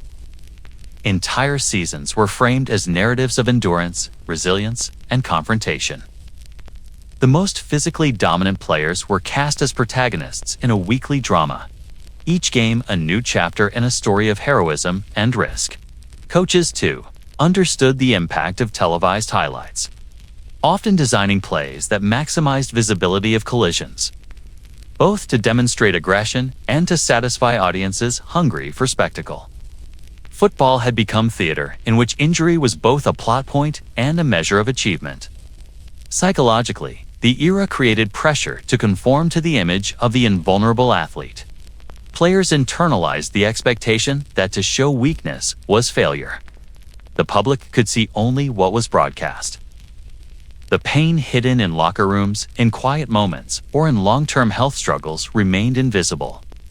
Many players carried physical and emotional burdens in silence, understanding that the public narrative demanded endurance, not disclosure. The media elevated their performance while masking their suffering. The glorification of collision also perpetuated intergenerational cycles of risk. Younger players entering the league observed the celebration of toughness and pain. They internalized the behavior as necessary to success. Veteran players became role models, not for skill alone, but for the ability to absorb and inflict punishment. Highlight pain was a lesson in endurance, a guide to what was culturally required, and a cautionary tale of what would be remembered or forgotten. Even within the locker room, the impact of media coverage was palpable. Coaches emphasized toughness as a virtue, but the knowledge that performance would be scrutinized by millions heightened stakes. Players understood that their legacy depended on public perception. The interplay between private endurance and public spectacle intensified the pressure to perform. Risk-taking was no longer optional. It was integral to identity and survival within the league. The long-term consequences of this culture became increasingly apparent in subsequent decades. Retired players revealed cognitive decline, chronic pain, and emotional instability that were directly related to repeated collisions and the expectation to perform while injured. The mythos of the Sunday Gladiator obscured the human cost, leaving fans with admiration but few insights into the sacrifices required. Players' bodies became instruments for narrative, their suffering packaged as entertainment. Highlight pain also shaped the economics of the league. Higher ratings, increased sponsorships, and ticket sales were all linked to the intensity and visibility of the game. The more extreme the collision, the more valuable the spectacle. Players were both the source and the medium of profit, incentivized to accept harm while being celebrated for doing so. The structure of football in this era ensured that spectacle and injury were inseparable, creating systemic pressure that reinforced endurance at all costs. In retrospect, the Sunday Gladiator model reveals a complex tension. The audience craved heroism and authenticity, and the media framed pain as central to both. Players internalized this narrative, sustaining harm in the pursuit of recognition, legacy, and professional survival. What appeared as individual courage was often structural expectation. Highlight pain became both a currency and a trap, an invisible contract between the league, the media, and the athletes. This chapter in football history forces recognition of the power of narrative in shaping behavior. The celebration of endurance, the glorification of collision, and the framing of injury as entertainment created a culture in which risk was not only normalized, but rewarded. Sunday games became stages upon which the mythology of toughness played out in real time, leaving both lasting admiration and lasting injury in its wake. By the early 1980s, the culture of endurance that had defined professional football for decades began to show visible fractures. Players who had spent years absorbing relentless punishment, masking injuries, and maintaining the illusion of invincibility started to leave the game earlier than ever before. Early retirements, once a rarity, became increasingly common, signaling that even the most celebrated athletes were reaching the limits of human capacity. The first cracks in the mythology of toughness were appearing, and the league could no longer entirely ignore the consequences of its own system. Athletes who had once been revered for their ability to play through pain found themselves forced to make impossible decisions. Injuries that had been tolerated for years began to accumulate, creating a cumulative toll that no amount of painkillers, injections, or sheer willpower could offset. Knees that had endured repeated collisions failed. Shoulders that had absorbed decades of hits gave way. And brains that had been rattled repeatedly began to betray memory, cognition, and emotional regulation. The very players who had embodied invincibility were becoming casualties of the system they had upheld. Medical reports, often generated by team doctors or league consultants, documented injuries that would now be considered significant. These reports included notes on concussions, torn ligaments, chronic joint deterioration, and neurological symptoms. Yet for the most part, they were ignored or minimized. Management and coaches prioritized performance over prognosis. Players were encouraged to continue playing despite clear medical evidence of cumulative trauma. The culture of silence and endurance, long celebrated, had begun to reveal its costs in a manner that could no longer be concealed. One notable example from this period involves a star linebacker whose career ended in his early 30s. Known for his ferocity and resilience, he had sustained repeated concussions over a decade-long career. Medical reports indicated cognitive decline and early signs of chronic brain trauma. But he had been encouraged to continue playing while the league remained silent about potential long-term consequences. His retirement, hastened by the severity of his injuries, exemplified a growing pattern among players who had once been lauded for toughness. The consequences of early retirements were not limited to physical injury. Psychological and emotional strain compounded the problem. Players who left the field often faced identity crises, having defined themselves entirely through performance, endurance, and resilience. The abrupt end of a career forced a confrontation with the injuries they had endured, the sacrifices they had made, and the lack of support structures to help navigate post-career life. Many retired players experienced depression, anxiety, and substance dependency, often stemming from untreated or masked injuries during their careers. Financial pressures added another layer of complexity. Contracts in earlier decades were less lucrative, and the safety nets that exist today were largely absent. Players retiring early often did so without the financial security to support themselves long-term. This created additional motivation to play through pain and conceal injuries for as long as possible. The tension between personal health and professional survival created a scenario in which the first cracks in the mythology of invincibility became unavoidable. The league's response during this period was inadequate. Policies remained focused on performance rather than prevention, and the culture that equated toughness with success continued to dominate. While internal studies documented injury prevalence and long-term consequences, the findings were rarely communicated to the public or fully addressed in policy. Players were left to navigate the consequences largely on their own, with limited guidance, support, or acknowledgement of the risks they had been required to accept. The early retirements of the 1980s also revealed generational shifts in the understanding of injury. Younger players entering the league began to recognize the dangers of unregulated pain management, repeated concussions, and cumulative physical trauma. Some chose to prioritize long-term health over immediate performance, signaling a slow cultural evolution. Yet the existing infrastructure still celebrated endurance at the expense of well-being, and players who attempted to break from the pattern often faced judgment from peers and coaches alike. Another example from this era involves a running back who had been a league icon. His body, repeatedly battered by collisions with linemen and defensive backs, could no longer withstand the physical demands of professional football. Medical examinations indicated severe degenerative joint disease. Yet he had continued to play at an elite level, masking pain with injections and over-the-counter medication.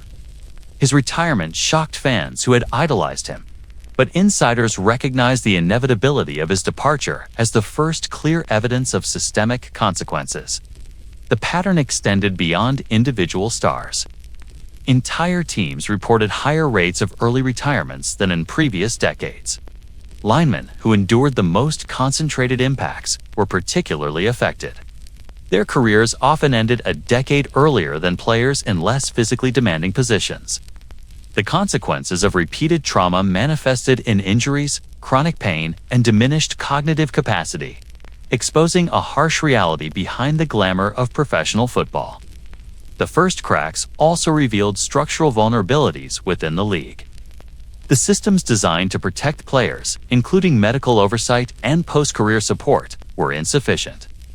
Doctors who reported injuries were often overruled or ignored by management. Policies that could have mitigated long-term harm were not implemented. Players were left with the consequences of decisions that had been made on their behalf, highlighting a profound ethical dilemma that would come to define future debates about player safety. These developments also prompted initial discussions about reform. Journalists, researchers, and some internal advocates began to question the long-term consequences of repeated collisions, overuse injuries, and inadequate medical supervision. Studies hinted at the risks of neurological damage, joint degeneration, and systemic health decline. Yet the league remained cautious, wary of public scrutiny and the potential impact on revenue. The first cracks were visible, but meaningful change would take decades to materialize. Players themselves began to speak out, albeit quietly. Retirees shared experiences of chronic pain, cognitive struggles, and emotional challenges. They described a culture in which masking injury was expected, endurance was glorified, and the consequences were hidden. These narratives helped to challenge the mythology of invincibility, providing early evidence that the cultural emphasis on toughness had limits. The voices of former players illuminated the human cost behind the spectacle, revealing that even heroes were vulnerable. The first cracks were, in many ways, inevitable. Decades of collision culture, performance pressure, and medical neglect created a system in which early retirements were an expected outcome. Players' bodies and minds had been pushed to extremes, and the mythology of toughness could not withstand the physical realities of repeated trauma. The era marked a turning point in football history, signaling that endurance without accountability carried consequences that could no longer be ignored. The 1980s demonstrated that heroism and vulnerability were not mutually exclusive. Players could inspire admiration while also revealing the dangers inherent in the sport. Early retirements and ignored medical reports became the first evidence that the system had reached a tipping point. The cracks in the mythology of invincibility were visible, exposing the ethical and physical dilemmas that would dominate discussions about football safety for decades. In reflecting on this period, it becomes clear that endurance had a cost that extended beyond the field. Early retirements revealed not just physical limits, but the consequences of cultural, medical, and institutional pressures. The first cracks foreshadowed a broader reckoning, one that would eventually challenge the way the league, fans, and players understood heroism, masculinity, and the true cost of toughness. They marked a moment when the hidden truths of professional football began to emerge, demanding attention and accountability.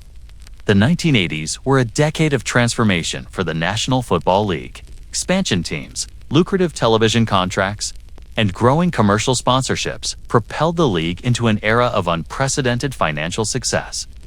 Audiences expanded, primetime broadcasts became fixtures, and the NFL cemented itself as a cornerstone of American entertainment. Yet this growth came with consequences that extended beyond the balance sheets. The collision between profit and player welfare became increasingly pronounced. The same forces that created wealth and visibility also intensified pressure on athletes, often at the expense of their health and longevity. League expansion created both opportunity and strain. New teams required immediate competitiveness to attract fans and sponsorships. Roster depth became a necessity, yet the development of younger players could not always keep pace with the demand for performance. Veterans were called upon to deliver results week after week, often while managing the cumulative injuries of years of play. The culture of endurance, already entrenched, became more extreme. Players were asked to meet the expectations of expanding markets, television audiences, and franchise owners while enduring escalating physical demands. Television revenues redefined the stakes. Networks paid extraordinary sums for broadcasting rights, and ratings became a primary metric of success. Games were not only sporting contests, but content commodities. Collisions, injuries, and displays of toughness were magnified and packaged for entertainment. The league benefited from the spectacle, while players bore the physical cost. The demand for highlight-worthy contact and enduring performance created a feedback loop in which revenue depended upon the willingness of athletes to risk permanent injury. Medical and safety considerations often took a back seat to financial incentives. While some teams invested in more comprehensive medical staff, the priorities remained clear.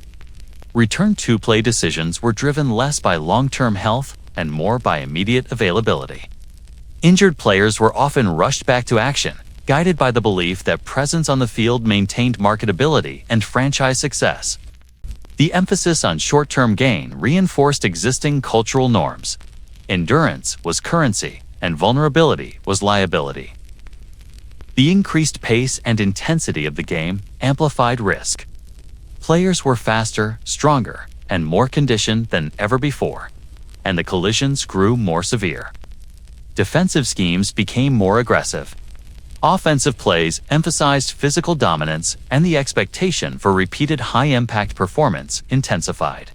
Athletes internalized the message that success required embracing risk and masking injury. While the league reaped the rewards of heightened excitement and elevated television ratings, star players became central to the league's marketing and financial strategy. Their ability to endure punishment and produce results defined both their personal value and the league's profitability. Iconic quarterbacks, running backs, linebackers were presented as heroes of resilience, their performances amplified by network broadcasts and merchandising campaigns. Fans were encouraged to admire toughness, often without awareness of the personal toll. The economics of the game depended upon the perpetuation of the myth of invincibility. The period also highlighted systemic inequities. Players' contracts, while increasing, often failed to account for long-term health consequences. Pension programs and post-career medical support were limited. Athletes were asked to absorb the consequences of repeated collisions while their financial security remained contingent on continued participation. The structural framework reinforced the tension between profit and welfare, positioning endurance as both expectation and economic necessity. High-profile injuries drew attention, but rarely prompted substantive policy changes. Star players who were sidelined temporarily generated media coverage and fan concern. But league-wide reform remained limited. Short-term recovery protocols focused on returning athletes to the field rather than preventing further injury. The culture reinforced that absence equated to lost opportunity, whether for personal advancement, team success, or financial gain. The narrative was clear. Performance and visibility mattered more than long-term safety. Athletes themselves were acutely aware of the stakes.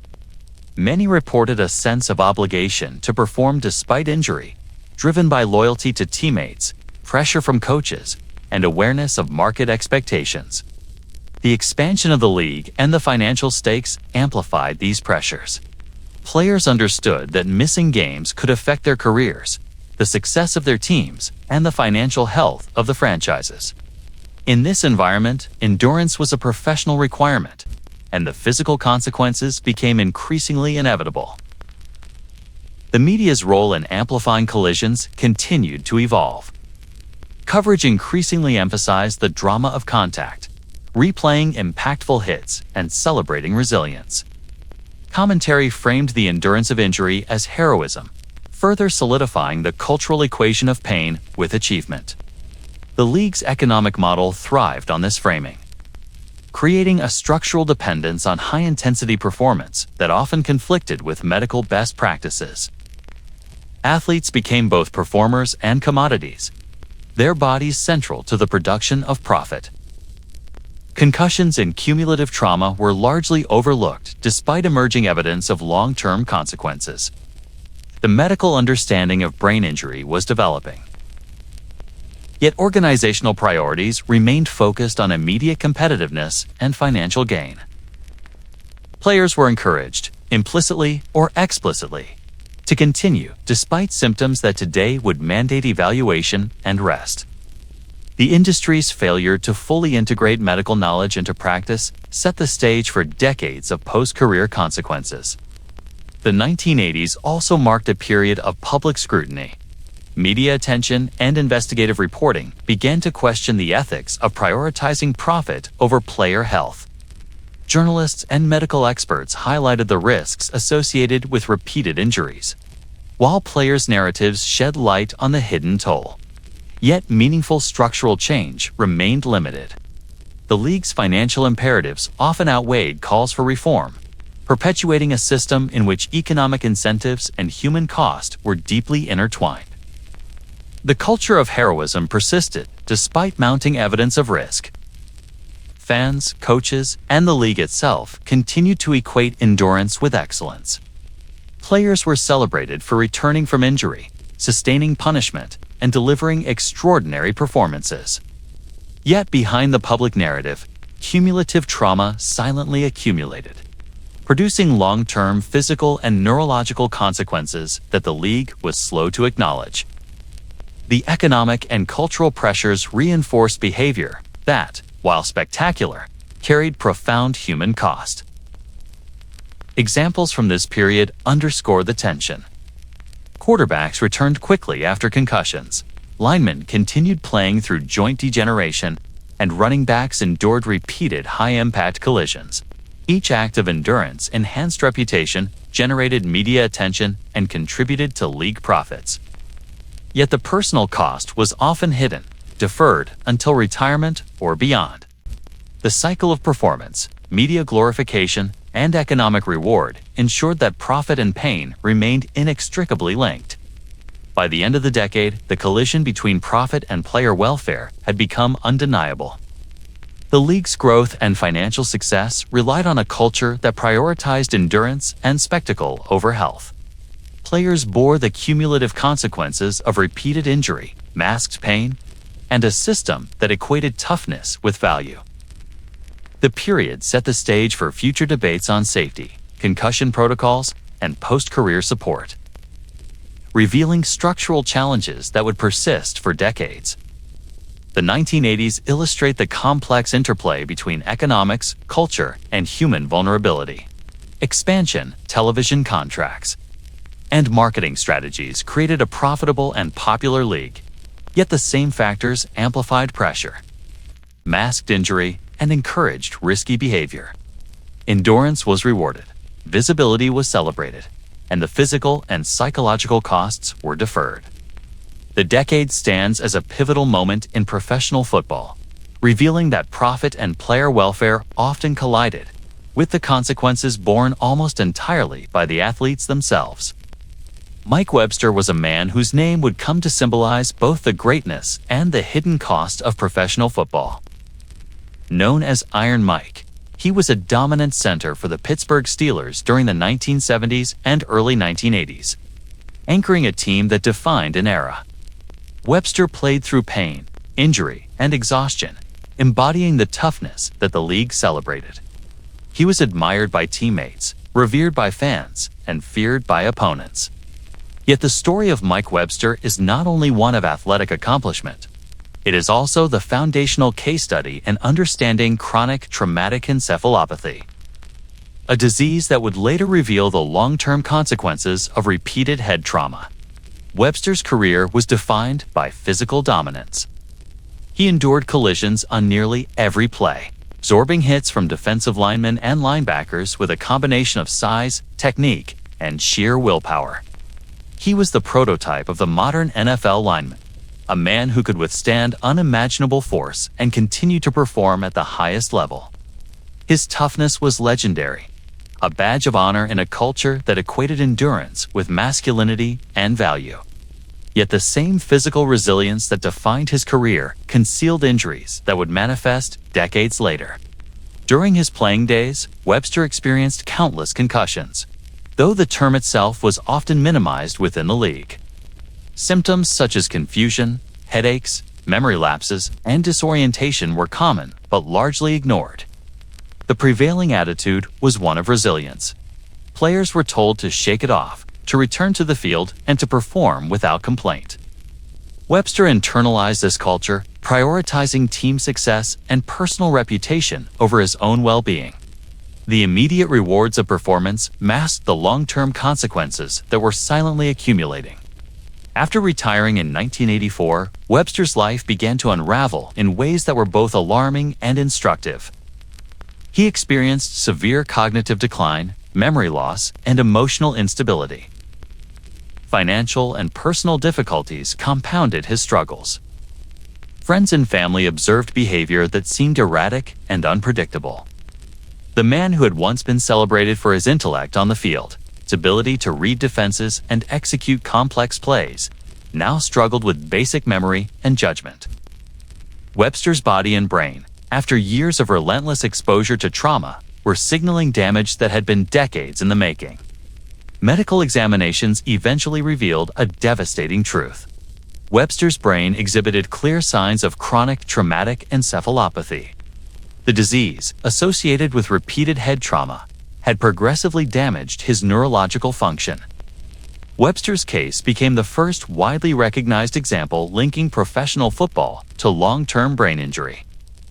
The symptoms he experienced, cognitive decline, emotional volatility, and behavioral changes, were not isolated incidents, but the predictable outcome of repeated concussions accumulated over a career spent in high-intensity collisions. Webster's story highlighted systemic failures. Despite repeated injuries during his playing days, the league had insufficient protocols to evaluate and manage concussions. Medical advice was often secondary to performance expectations, and the culture of toughness discouraged disclosure or acknowledgement of symptoms. Webster, like many of his peers, continued to compete while his brain endured repeated trauma, setting the stage for long-term consequences that were neither anticipated nor addressed by the league. The case of Mike Webster forced a national reckoning. Researchers, journalists, and the medical community began to examine the cumulative effects of repeated concussions in professional athletes. Webster's life became both a cautionary tale and a catalyst for scientific inquiry. His struggles revealed the human cost of a culture that glorified endurance while neglecting the neurological consequences of repeated injury. He became a symbol not of weakness, but of the inherent vulnerability of even the strongest and most celebrated players. Webster's personal decline was tragic and highly publicized. He experienced periods of homelessness, struggled with employment, and became increasingly isolated. Friends described a man whose intellect and charisma had been eroded by years of trauma. The contrast between his professional legacy and his post-career struggles was stark, illustrating the hidden human toll of a system that valued toughness over long-term health. Webster's body and mind, which had endured so much for the league, ultimately spoke too late. Legal battles and advocacy efforts followed. Webster's family, medical experts, and former teammates highlighted his experiences to challenge the league's approach to player health. His case became central in lawsuits addressing concussion-related injuries, long-term care, and accountability. The narrative shifted from individual heroism to systemic responsibility, questioning whether the league had adequately protected its athletes or informed them of the risks associated with repeated head trauma. Webster's life became both evidence and emblem, shaping national conversations about brain health in professional football. The impact of Webster's case extended beyond the individual. It prompted research into concussion protocols, player safety, and long-term neurological outcomes. Scientists began to study the prevalence of chronic traumatic encephalopathy among retired players, uncovering patterns of cognitive decline, mood disorders, and early-onset dementia. Webster's brain, preserved and examined, provided critical evidence linking repeated trauma to specific pathological changes. The medical understanding of CTE and the league's responsibility for player welfare began to evolve in response to his experiences. Webster's legacy is complex. On the field, he was a hero, a symbol of endurance, intellect, and toughness. Off the field, he became a cautionary tale, the embodiment of a system that demanded extraordinary physical sacrifice without fully addressing the consequences. His life exposed the collision between the mythology of toughness and the reality of human vulnerability. Webster's story is not one of failure. It is a critical lens through which the costs of professional football can be understood, measured, and ultimately mitigated. The broader implications of Webster's case reverberated through the league. Policies regarding concussion management, return-to-play decisions, and post-career health support began to be reconsidered. Players, coaches, and medical staff became increasingly aware of the risks associated with repeated head trauma. Webster's experience highlighted the need for transparency, monitoring, and a cultural shift that prioritized health alongside performance.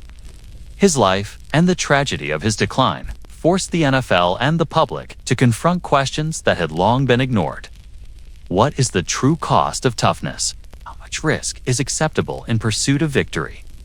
Webster's case also illuminated the psychological and emotional toll of repeated brain trauma. Beyond cognitive decline, he experienced emotional instability, impulsivity, and difficulty managing relationships.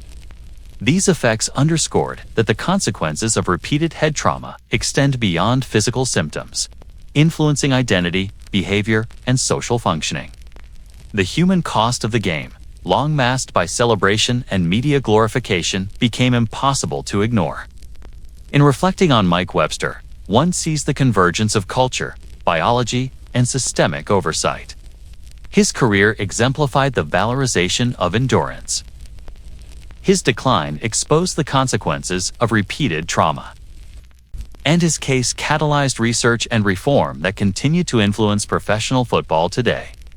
Webster's story forces recognition that heroism and vulnerability are not mutually exclusive. That the same qualities that inspire admiration can carry profound personal cost. Mike Webster's life and post-career struggles crystallized the fundamental truth that the human body, no matter how strong or disciplined, has limits. His experience became the foundation for understanding chronic traumatic encephalopathy, demonstrating that repeated exposure to high-impact collisions has consequences that can span decades. The lessons of his story continue to shape league policy, medical practice, and public awareness, reminding the world that the pursuit of greatness cannot come without accountability for the human cost. The body that endured so much on the field eventually spoke a truth that the game had long ignored. Mike Webster's experience is both a memorial and a warning, testament to the extraordinary demands placed on professional football players and the consequences that follow when those demands are normalized, rewarded, and left unchecked. His story remains central to understanding the hidden costs of the sport, the culture of toughness, and the ethical obligations of the institutions that profit from human endurance. In the early 2000s, a quiet medical examiner in Pittsburgh named Bennett Omalu began to uncover a truth that would shake the foundations of professional football. Omalu, a Nigerian-born neuropathologist, had dedicated his career to studying brain tissue, seeking patterns and anomalies that could explain mysterious deaths. He had little interest in celebrity or profit, but what he discovered would place him at the center of one of the most significant scientific revelations in sports history. The case that brought him to attention involved Mike Webster, a player whose career and life had already embodied the hidden costs of football's culture of toughness. Omalu's analysis of Webster's brain revealed something that had been overlooked or ignored for decades. He found microscopic changes in neural tissue, patterns of damage that were consistent with repeated head trauma, and the accumulation of tau protein, a pathological marker that impaired cognitive function. These findings were not consistent with normal aging. They indicated that repeated concussions and subconcussive impacts could result in permanent neurological impairment. For Omalu, the data spoke clearly, yet he immediately recognized the implications extended far beyond a single case. He coined a term for this disease: chronic traumatic encephalopathy. CTE became the scientific identifier for a condition that had long been suspected but not formally recognized. The significance of the revelation was immense. Omalu's work provided a concrete biological explanation for the cognitive decline, behavioral changes, and emotional instability observed in retired players. It linked the physical collisions that defined football to measurable brain pathology. The implications for the league, for players, and for the sport itself were profound. What followed was not immediate acceptance. Omalu faced resistance from multiple fronts, including the NFL, which had long maintained control over medical research and public messaging regarding player safety. The league had invested decades in promoting the mythology of toughness, the spectacle of endurance, and the heroism of playing through pain. To acknowledge the existence of CTE would be to confront evidence that these cultural values had a human cost, and that cost was not just theoretical, but verifiable. The tension between science and the shield of league narrative became apparent. Omalu persisted despite obstacles. He published his findings in peer-reviewed journals, meticulously documenting pathology, patient history, and correlations with repeated concussions. His work emphasized that CTE was not an isolated phenomenon, but potentially endemic among players exposed to repeated trauma. The data challenged prevailing assumptions and threatened to undermine the culture that had long defined professional football. Omalu's discovery forced a reevaluation of the balance between performance, spectacle, and human health. The resistance he encountered was predictable, yet significant. League officials questioned methodology, disputed findings, and framed the emerging science as inconclusive. The culture of secrecy and image protection clashed with scientific transparency. Omalu's revelations disrupted the carefully managed narrative of the NFL, which had long celebrated the endurance of its players while downplaying or dismissing long-term consequences. Science, in this case, confronted a cultural shield designed to protect the league's reputation. Omalu's work also illuminated the scale of the problem.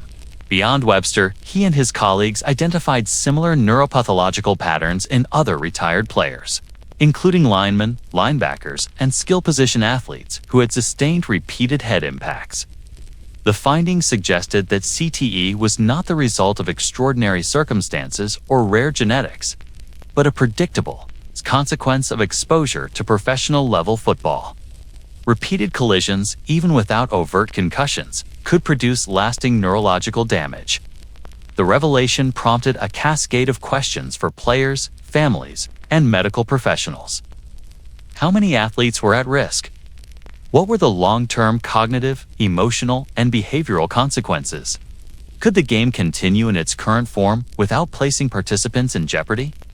The intersection of science and culture was stark.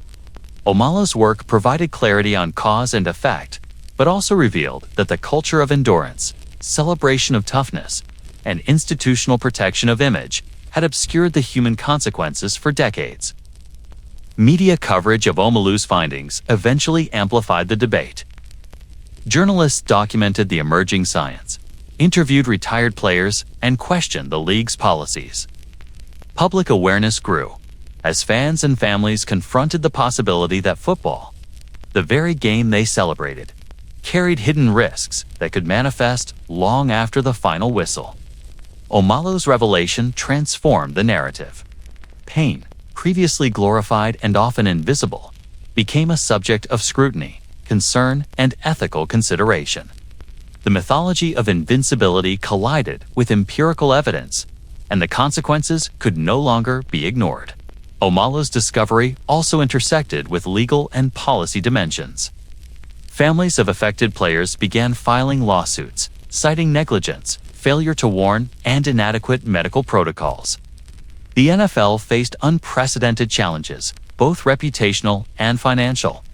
Scientific evidence, once marginalized or dismissed, became central to debates over accountability, compensation, and the ethics of contact sports.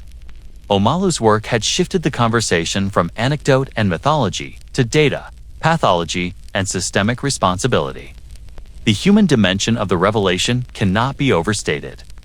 Former players, some unaware of the condition until Omalu's research, confronted the reality of cognitive decline, emotional volatility, and behavioral changes that aligned with CTE pathology.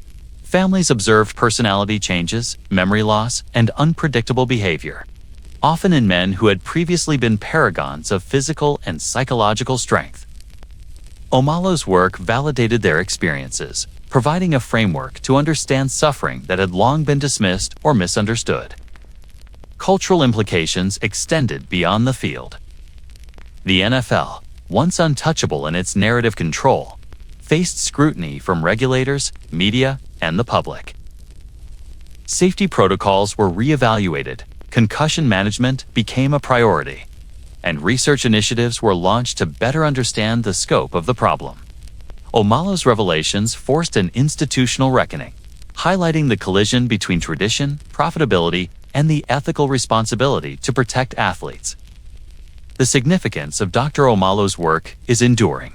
It reframed the conversation about football, toughness, and risk. It challenged entrenched assumptions, demanded accountability, and illuminated the biological reality behind decades of cultural myth. His research revealed that the human brain, no matter how disciplined or resilient, is vulnerable to repeated trauma, and that the consequences extend beyond physical injury to encompass cognition, behavior, and identity. Omalu's revelation is a turning point in the history of professional football. It underscores the tension between cultural ideals of heroism and the empirical realities of human vulnerability.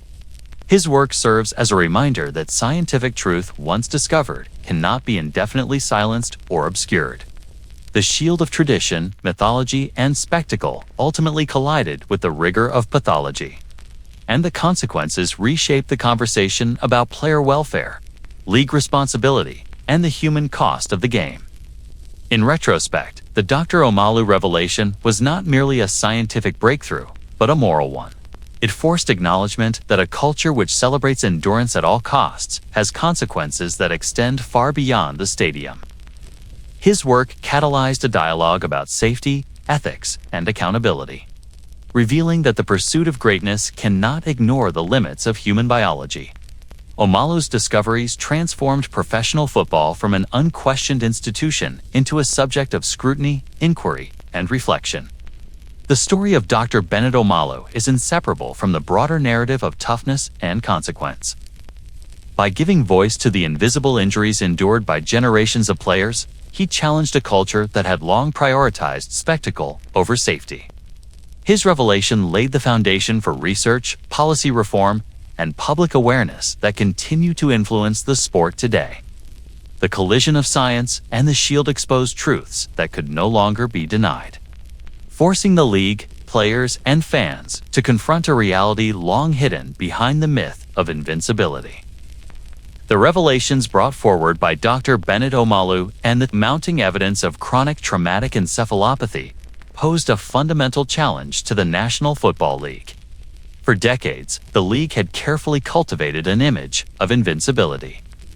Players were celebrated for their endurance, collisions were glorified, and the mythology of toughness dominated public perception.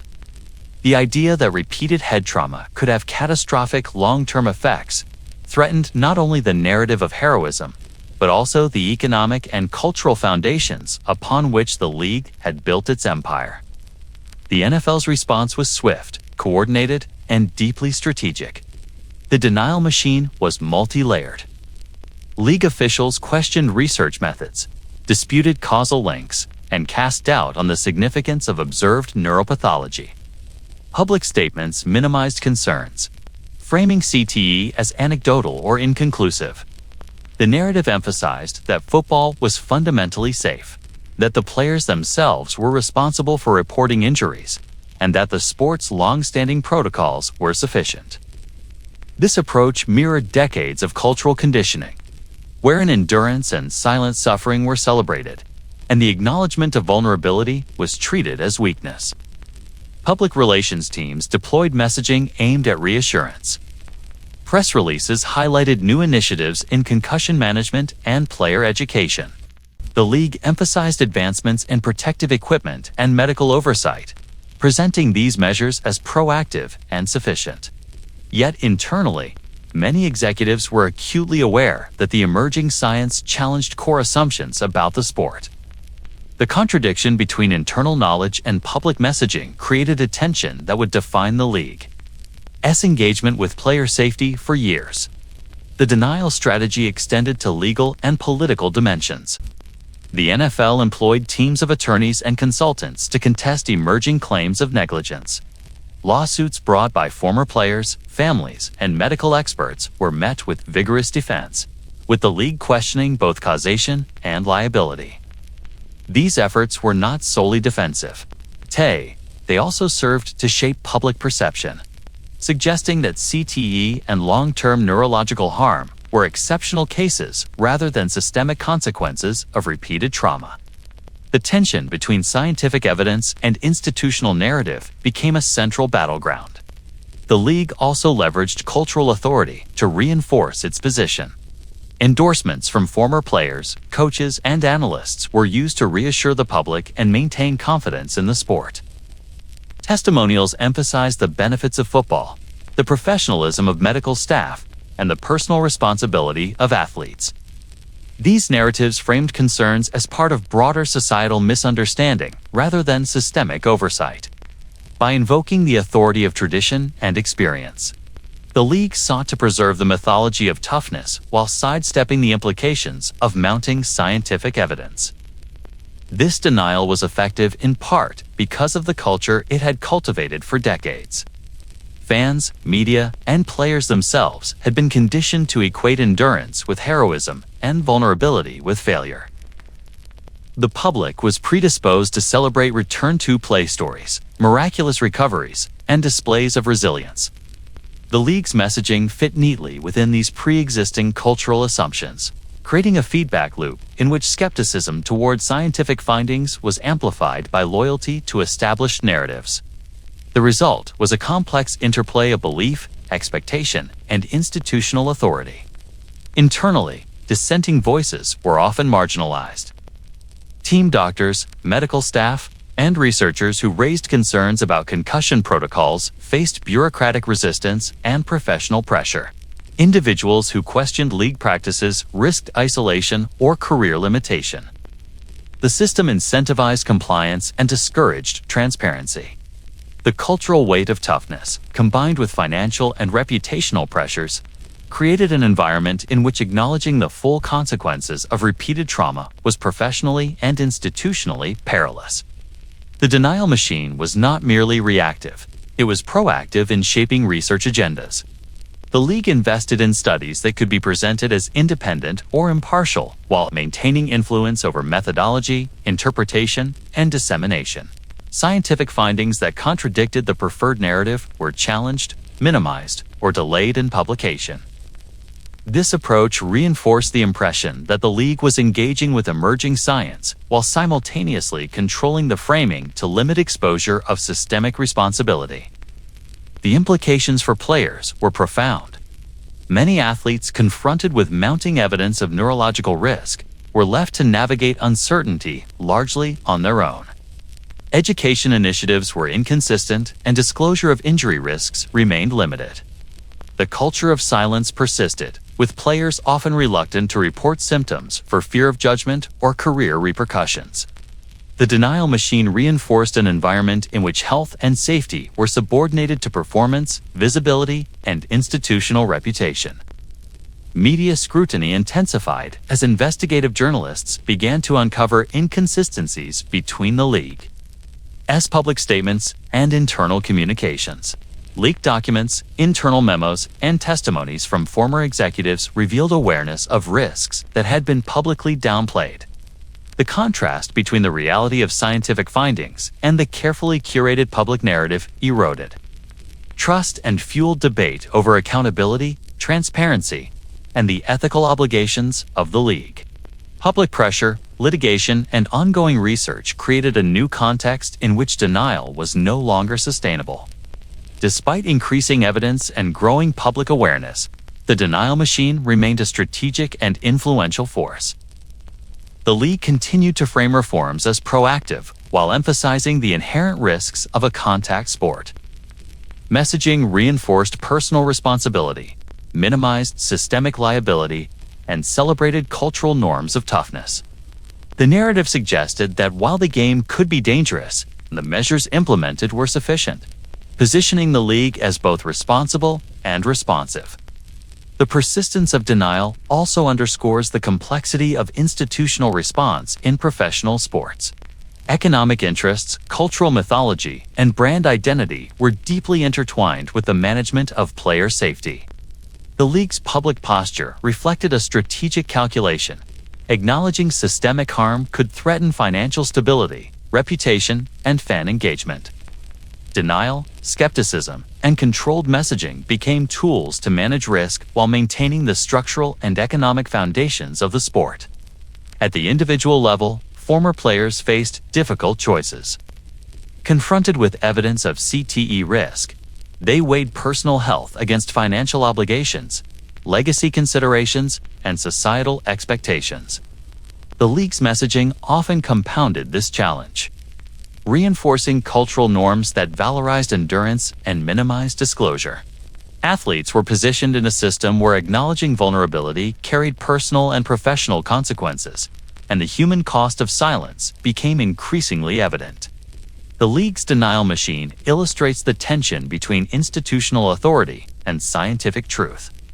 It demonstrates how cultural mythology, economic imperatives, and brand management can shape the perception and dissemination of knowledge.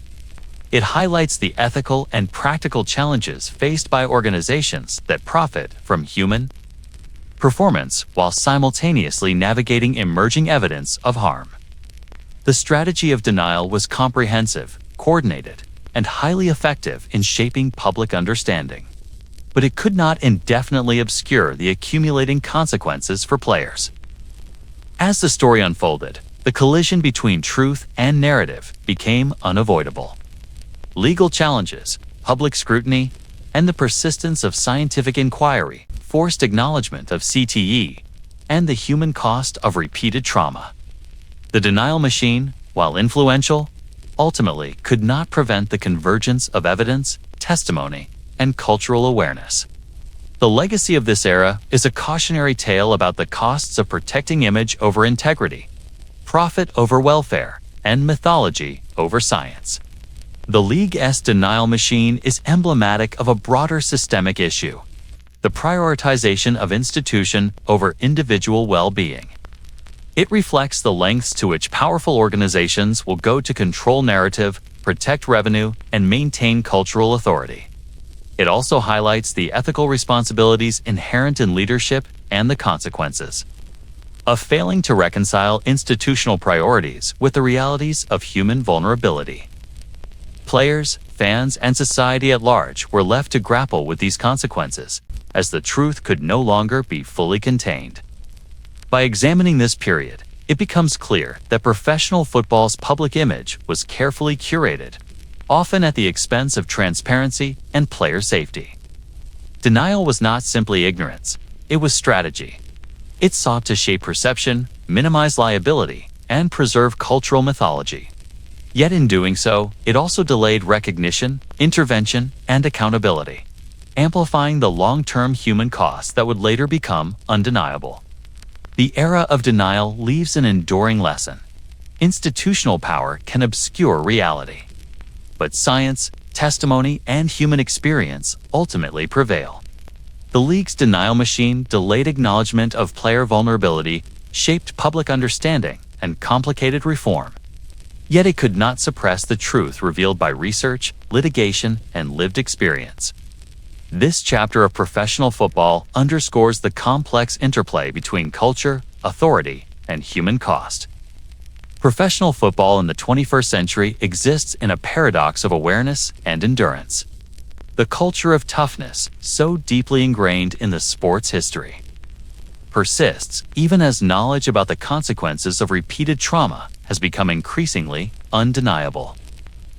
Modern players enter the league acutely aware of the physical and neurological risks, yet they continue to accept those dangers in exchange for fleeting moments of triumph, fame, and financial reward. The dynamic has evolved. The stakes are both personal and public. Players are now not only athletes, but also conscious negotiators of risk, trading longevity for legacy in a system that still glorifies resilience. The financial and cultural incentives are stark. Rookie contracts, signing bonuses, and endorsement opportunities provide immediate material gain. But they often come with implicit expectations to play through pain, conceal injury, and prioritize team success over personal well-being. Television contracts and social media exposure have intensified the spectacle, rewarding highlight plays, heroic recoveries, and displays of endurance. The rewards are tangible and immediate, while the risks cognitive decline, chronic pain, and emotional instability remain largely deferred until retirement or beyond. Players make these calculations consciously, weighing the visible, celebratory moments of their careers against hidden, long-term consequences. The modern NFL is also faster, stronger, and more physically demanding than ever before. Advances in training, nutrition, and athletic development have produced athletes capable of extraordinary feats of strength, speed, and agility. Yet with this increase in physical capability comes an escalation in force and collision severity. Even subconcussive impacts, when repeated over a career, contribute to cumulative trauma that may remain invisible to coaches, medical staff, and fans until years later. Players are acutely aware of this dynamic, understanding that each hit carries risk. But the culture and compensation structures incentivize participation above self-preservation. Medical oversight has improved, but the tension between safety and performance persists. Concussion protocols, baseline testing, and sideline evaluations represent progress. Yet implementation is uneven, and pressure to return quickly remains significant. Players aware of career-shortening potential from absence or diminished performance often minimize or mask symptoms. The cultural expectation that endurance defines worth has evolved but not disappeared. Modern athletes are simultaneously more informed and more constrained by structural imperatives than any previous generation. Education campaigns and league transparency have reshaped the dialogue around risk, yet they coexist with powerful incentives to perform.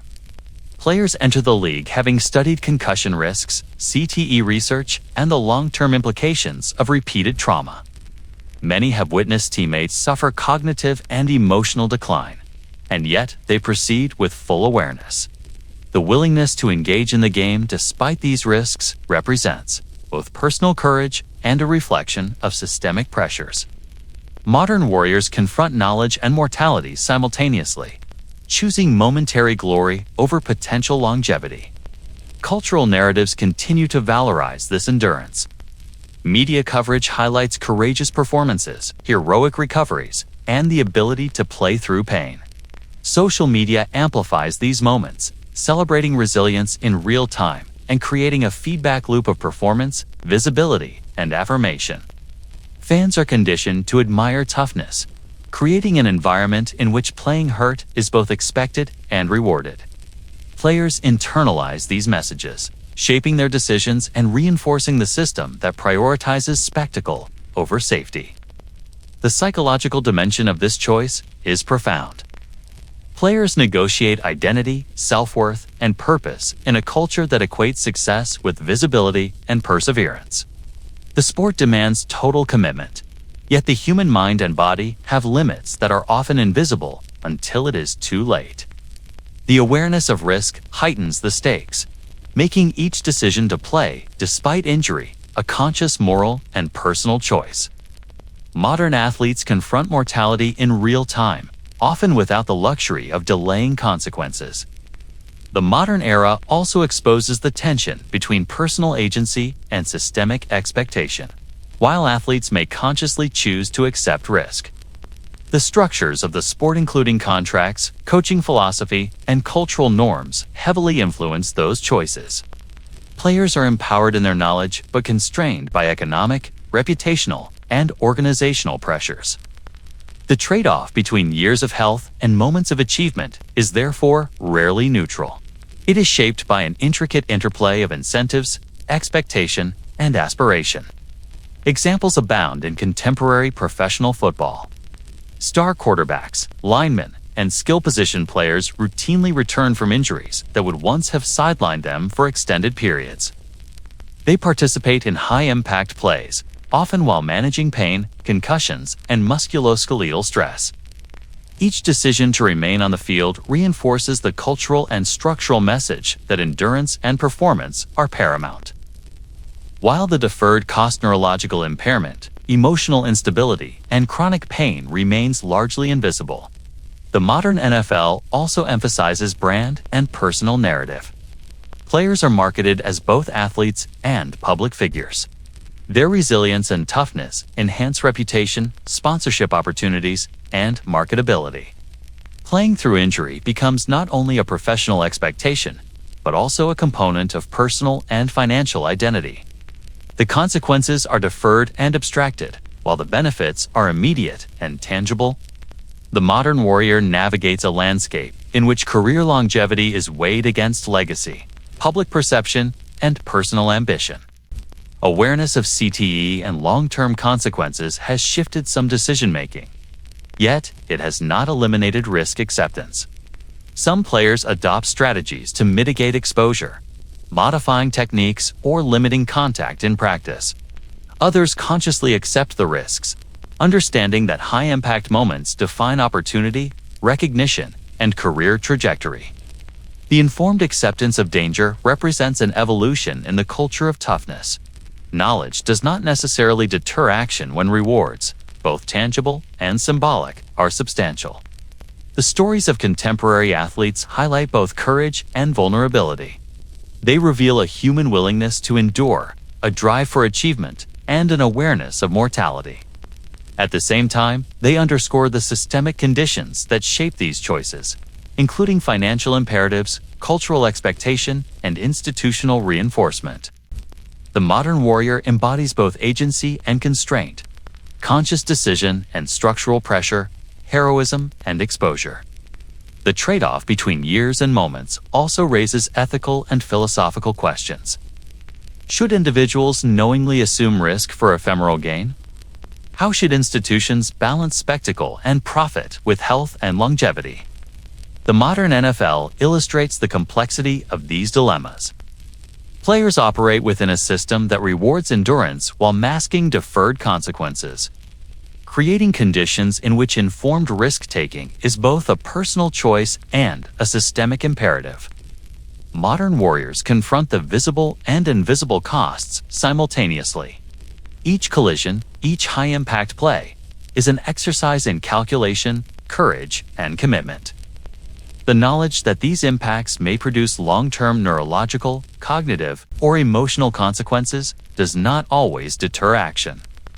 Players internalize the culture of toughness, the allure of achievement, and the immediate rewards of performance. They make choices within a landscape that amplifies both opportunity and risk, understanding that the moments they create come at a deferred, sometimes devastating cost. In reflecting on this era, it becomes clear that awareness has altered but not eradicated the cultural calculus of risk. Knowledge of CTE, concussion protocols, and long-term consequences coexists with economic, social, and cultural pressures that reinforce endurance. The modern warrior chooses to engage in the game with full awareness, accepting that each moment of heroism carries potential for irreversible impact. This conscious negotiation of risk distinguishes contemporary athletes from their predecessors while reinforcing the enduring human cost embedded in professional football. Modern warriors represent both evolution and continuity. They navigate an environment of unprecedented awareness and technological support, while confronting structural and cultural expectations that have remained remarkably consistent. They are informed participants, yet their choices remain shaped by incentives, pressures, and the enduring mythology of toughness. Their willingness to trade years for moments illuminates the complex intersection of knowledge, culture, and human ambition in the modern NFL. The era of the modern warrior underscores the enduring tension at the heart of professional football. Players possess awareness of long-term consequences, yet they continue to embrace risk in pursuit of achievement, recognition, and legacy. Their decisions are shaped by structural, cultural, and economic forces, reflecting the ongoing negotiation between individual agency and systemic expectation. In this landscape, moments of triumph are inseparable from deferred cost, and the human body becomes a site of both performance and vulnerability. The turn of the 21st century marked a profound turning point in professional football, a moment when the hidden costs of the sport collided with public accountability. The stories of players who had endured careers defined by collision, sacrifice, and endurance were no longer confined to locker rooms or private consultations. They became the subject of legal scrutiny, media investigation, and national debate. The concussion lawsuit era was not simply a legal phenomenon. It was a cultural reckoning, a confrontation between the mythology of toughness and the undeniable reality of human vulnerability. The first wave of lawsuits emerged from a generation of players whose lives had been irrevocably altered by repeated head trauma. They experienced memory lapses, cognitive decline, mood instability, and uncharacteristic aggression. Some struggled to maintain relationships. Others faced financial and professional ruin. The emerging science of chronic traumatic encephalopathy provided an explanatory framework that the league had long resisted acknowledging. The lawsuits were both personal and systemic. They sought recognition, restitution, and institutional accountability for harm that had been minimized, ignored, or covered up for decades. Plaintiffs alleged negligence on multiple fronts. They pointed to inadequate concussion protocols, insufficient monitoring of player health, and active suppression of medical research. Internal communications obtained during discovery revealed a pattern of awareness and denial. League officials had knowledge of the cumulative risks associated with repeated head trauma, yet publicly questioned the validity of scientific findings. They emphasized personal responsibility while minimizing systemic liability. The contrast between internal knowledge and public messaging became a central narrative in the lawsuits, demonstrating the breadth and depth of institutional oversight and concealment. The lawsuits also exposed a culture that had long prioritized spectacle over welfare. Players had been celebrated for their endurance, encouraged to play through injury, and conditioned to equate resilience with virtue. This cultural reinforcement of risk-taking, combined with organizational incentives, created conditions under which harm was both predictable and unavoidable. Legal proceedings revealed how deeply embedded these expectations were in the league's operational and cultural framework, providing evidence that the suffering of players was neither accidental nor unforeseeable. The impact of the lawsuits reverberated across multiple domains. The league faced financial liability, reputational risk, and heightened public scrutiny. Negotiations and settlements became matters of public interest, with the media reporting on compensation, oversight reforms, and the scope of affected players. The narrative of invincibility, once central to the NFL's public image, was undermined by accounts of suffering, decline, and institutional resistance. The human cost of repeated trauma became visible in ways that could no longer be dismissed as isolated anecdotes. Central to this era were the stories of individual players whose careers and lives had been irreversibly altered. Their testimonies provided a human dimension to scientific findings, translating clinical descriptions of neurological damage into lived experience. Memory loss, emotional volatility, and behavioral changes were not abstractions. They were realities faced by men who had once been celebrated for their toughness and valor. Legal proceedings gave voice to these experiences, demanding recognition and accountability from an institution that had long prioritized image over integrity. Settlement negotiations revealed both acknowledgement and limitation. The league ultimately agreed to a multi-billion-dollar settlement designed to compensate former players for diagnosed neurological conditions linked to their careers. At the same time, structural safeguards and caps reflected ongoing attempts to contain financial exposure and limit precedent. The settlement represented both a milestone and a compromise, affirming the reality of harm while simultaneously highlighting the challenges of fully addressing systemic negligence and cultural complicity. The lawsuits also catalyzed broader reforms. Concussion protocols were formalized, medical oversight was expanded, and independent research initiatives received increased funding.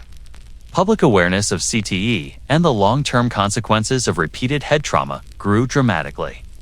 Media coverage, documentaries, and investigative journalism amplified understanding of the human cost embedded in professional football.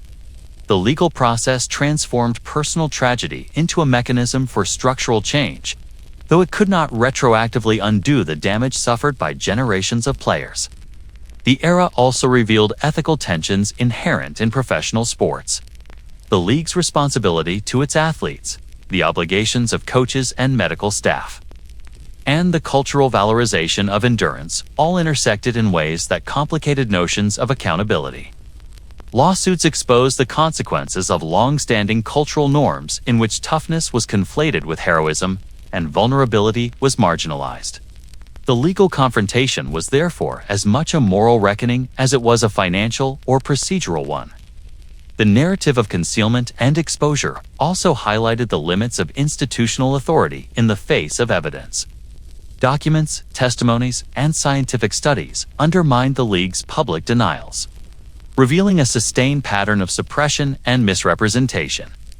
The contrast between private awareness and public messaging became central to understanding the era, emphasizing how organizational power can shape perception even while failing to prevent harm.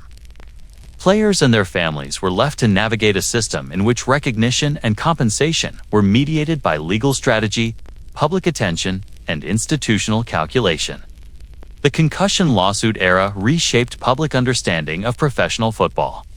Fans were confronted with the realities behind the spectacle, learning that the heroic narratives of endurance often concealed irreversible damage.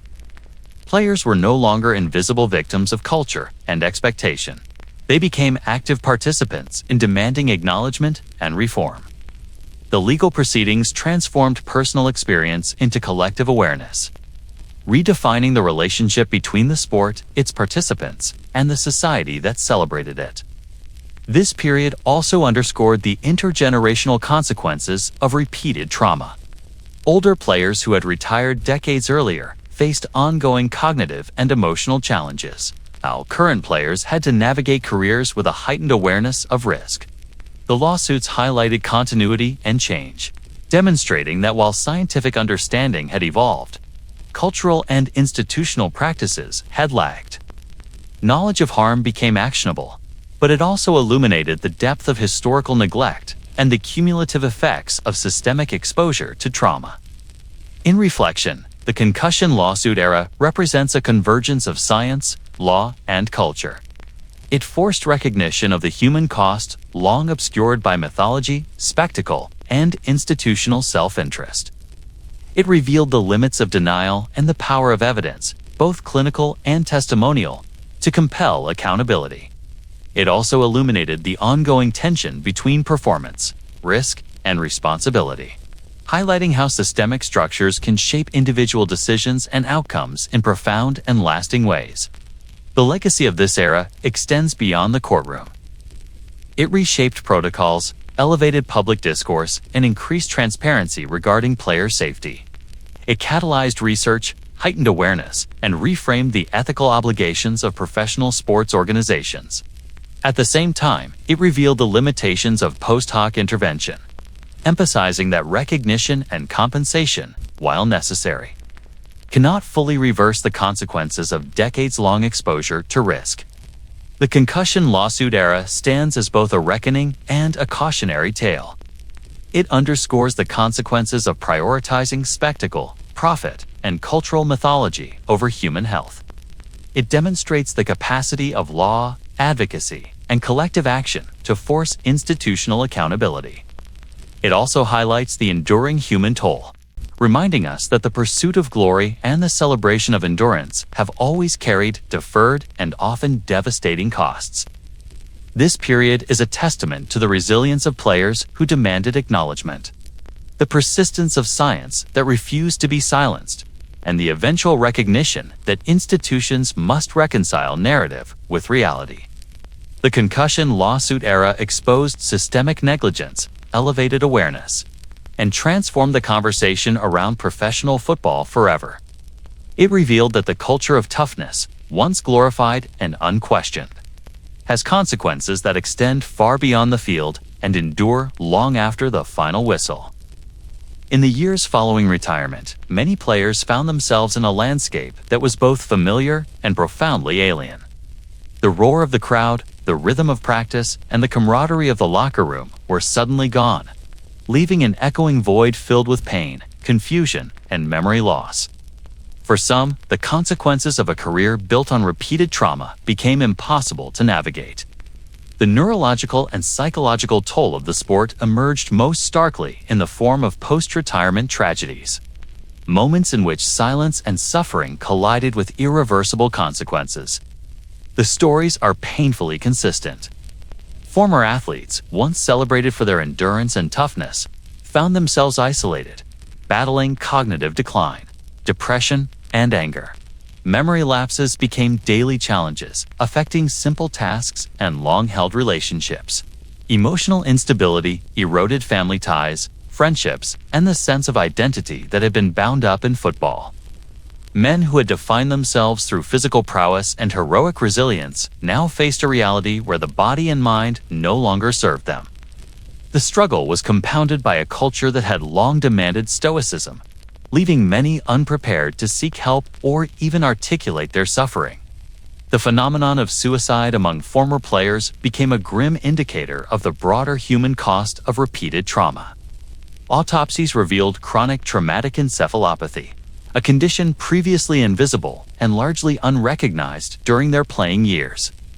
These postmortem diagnoses illuminated the connection between neurological damage and emotional instability, aggression, and suicidal ideation. In many cases, the lives lost were men who had once been considered indestructible, whose toughness had been celebrated while the damage accumulated silently beneath the surface. The letters and notes left behind offer haunting insight into their internal worlds. Some express confusion over memory and identity, a profound sense of loss, or the inability to reconcile who they had been on the field with who they had become. Others articulated pain that had been invisible to family, teammates, and medical staff, a suffering that had been tolerated in silence while the league and public celebrated their resilience. Each note is a testament to both individual despair and systemic neglect, a human record of a culture that valorized endurance over well-being. Post-retirement suicides were not merely a psychological phenomenon. They reflected the cumulative physical toll of repeated trauma, subconcussive impacts, repeated collisions, and untreated injuries had created neurological landscapes in which mood regulation, impulse control, and cognitive clarity were impaired. The players' former identities as athletes, as men who had conquered pain and endured punishment, became incongruent with their post-retirement reality. This dissonance often exacerbated depression, anxiety, and self-destructive behavior, creating conditions in which suicide became tragically comprehensible. Families of affected players faced incomprehensible grief, compounded by the delayed recognition of causality. Parents, spouses, and children were left to reconcile the public image of strength with the private reality of decline. Legal proceedings, medical diagnoses, and advocacy efforts emerged in response.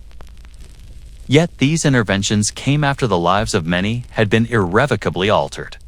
The gap between the moment of injury, institutional denial, and eventual recognition created a tragic timeline in which the consequences of systemic neglect could not be undone. The culture of silence persisted even as awareness grew. Players were conditioned to endure, to underreport symptoms, and to internalize the ethos of toughness. This conditioning did not vanish at retirement. It persisted, influencing willingness to seek help and shaping perceptions of vulnerability. The internalized demand for stoicism, once rewarded on the field, became a liability off it. Men who had been praised for resilience now struggled to acknowledge injury, decline, or emotional distress. The transition from the arena of performance to the uncertain landscape of post-career life became a site of profound dislocation. Medical and scientific research later confirmed what many families and observers had already suspected. Chronic exposure to repeated trauma, including subconcussive hits, significantly increases the risk of depression, anxiety, and suicide. Neuropathological studies show degeneration in brain regions responsible for mood regulation, decision-making, and impulse control. These findings connected the lived experiences of retired players with the underlying biology altered by decades of collisions, high-impact play, and repetitive strain. The clarity arrived too late for many, but it validated the experiences that had been dismissed or ignored during active careers. The public reaction to these tragedies was often delayed or mediated through sensationalism. Media coverage highlighted extreme cases, but rarely did it fully contextualize the systemic, cumulative nature of the problem. Stories of suicide became episodic headlines rather than invitations to confront the culture, economics, and institutional decisions that had contributed to the loss of life. Fans and observers were left to grapple with dissonance. The celebration of past heroism alongside the grim recognition of deferred consequences. The spectacle of toughness was inseparable from the hidden human cost. In many instances, the post-retirement tragedies prompted legislative and institutional responses. Settlements from concussion lawsuits, expanded medical monitoring, and enhanced player support programs emerged as reactive measures. Yet these interventions, while necessary, arrived after the fact. They could not restore the lives or health that had been compromised, nor could they fully address the psychological scars carried by survivors. The timing of acknowledgement underscored the systemic failure to prioritize well-being over performance, fame, and cultural mythology.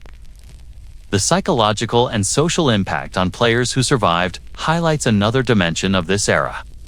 Friends and teammates, witnessing the decline and loss of colleagues, often face trauma themselves. Survivor guilt, emotional strain, and awareness of their own vulnerability became common threads. The culture that had rewarded endurance and stoicism now confronted its own consequences, forcing a reckoning with values long held sacrosanct and the human toll they had exacted. The suicide notes and silent suffering of retired players illuminate the intersection of culture, physiology, and institutional responsibility. They expose the consequences of a century-long tradition in which human bodies were expected to absorb punishment without question. They reveal the consequences of a denial machine, a culture of invincibility, and the rewards that reinforced risky behavior. The post-retirement tragedies are thus both deeply personal and profoundly systemic, reflecting the failure to reconcile the mythology of football with the reality of human fragility.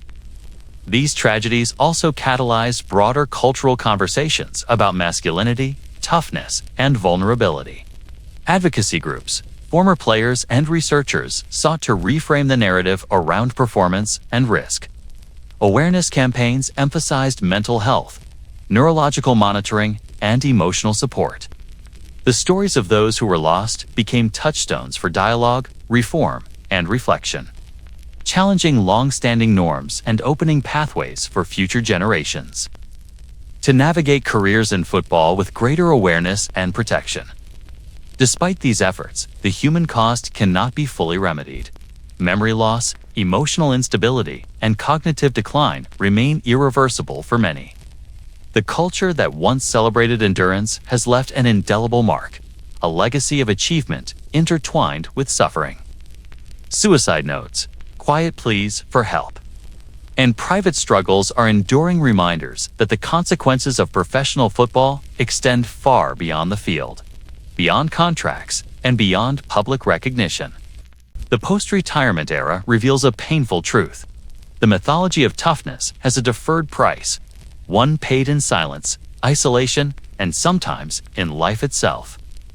Players who had once been celebrated for resilience faced a reality in which endurance no longer offered reward or recognition.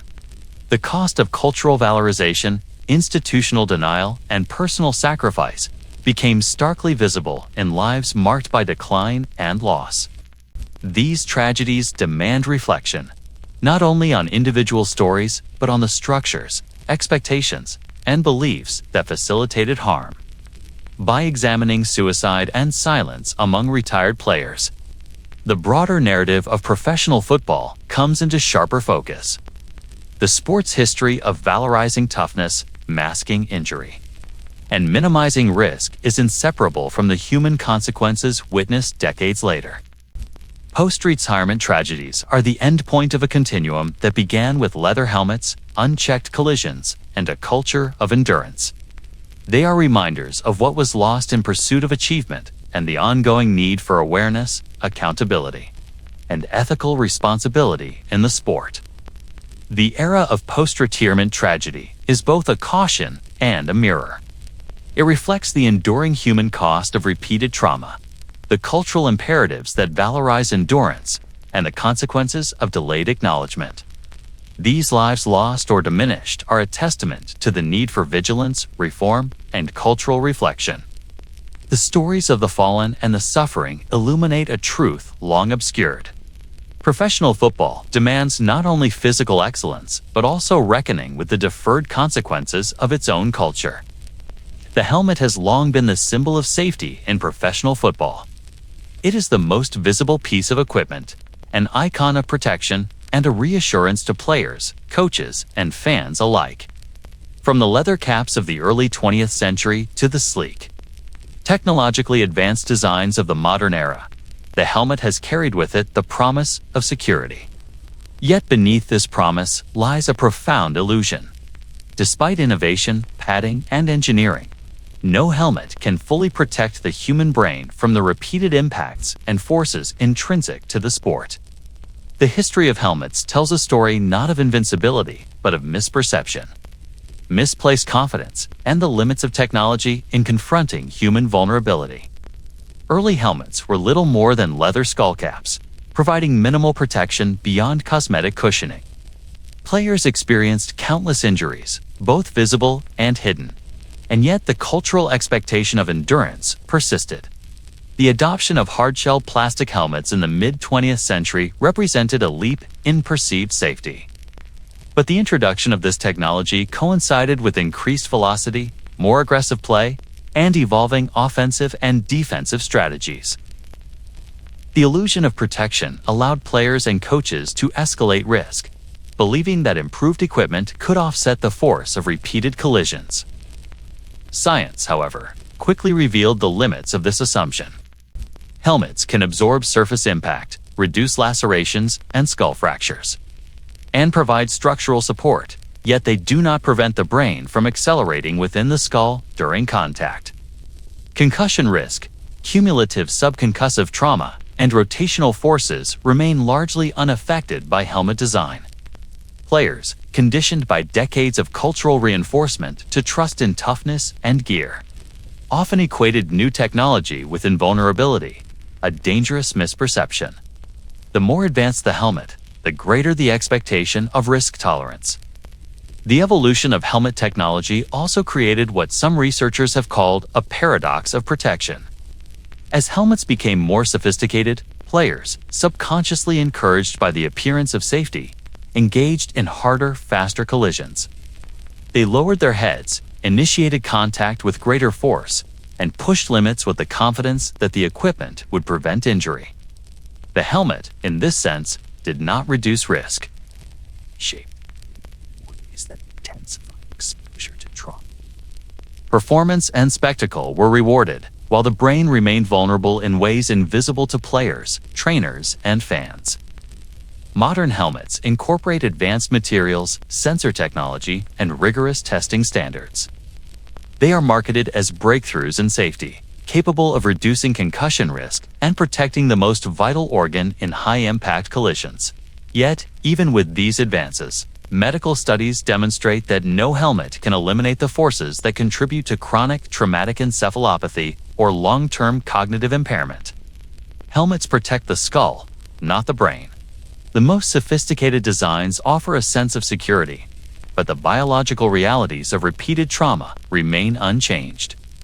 Players themselves are acutely aware of this tension. They understand that the helmet is both protective and symbolic. It is a barrier against lacerations and fractures, but it is not a guarantee against concussion or cumulative neurological damage.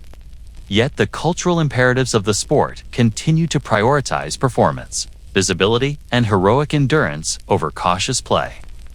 Players navigate the intersection of physical risk and technological reassurance, making decisions about contact, positioning, and willingness to play with full awareness of the consequences. The helmet may offer comfort, but it does not absolve responsibility or eliminate danger. The illusion of safety is reinforced by institutions, marketing, and social expectation. Equipment manufacturers emphasize innovation, resilience, and protection. OFTEN highlighting incremental improvements as breakthroughs. Coaches and league officials adopt new technology enthusiastically, promoting its protective value while minimizing its limitations. Fans perceive enhanced helmets as evidence that the game is safer than ever, without fully appreciating the unseen neurological consequences that persist despite technological progress.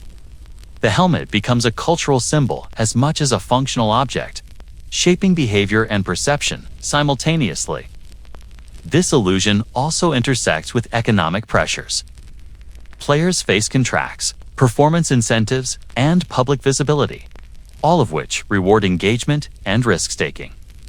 Helmets provide a sense of reassurance that allows athletes to push boundaries, embrace collision, and accept risk with confidence. The expectation of endurance is reinforced by the appearance of protection, even when the biological reality of trauma remains constant. In this sense, the helmet is both a tool of protection and a facilitator of exposure, enabling behavior that would otherwise be constrained by fear of injury. Incidents in which helmets failed to prevent serious injury underscore the limitations of technology. Concussions, catastrophic brain trauma, and chronic neurological impairment continue to occur across professional and collegiate levels. These cases highlight the persistent gap between perception and reality, the distinction between superficial protection and deep vulnerability. Players may emerge from collisions unscathed externally, yet the invisible damage to neurons, axons, and cerebral structures accumulates over time, contributing to long-term decline. The promise of safety is partial, provisional, and incomplete.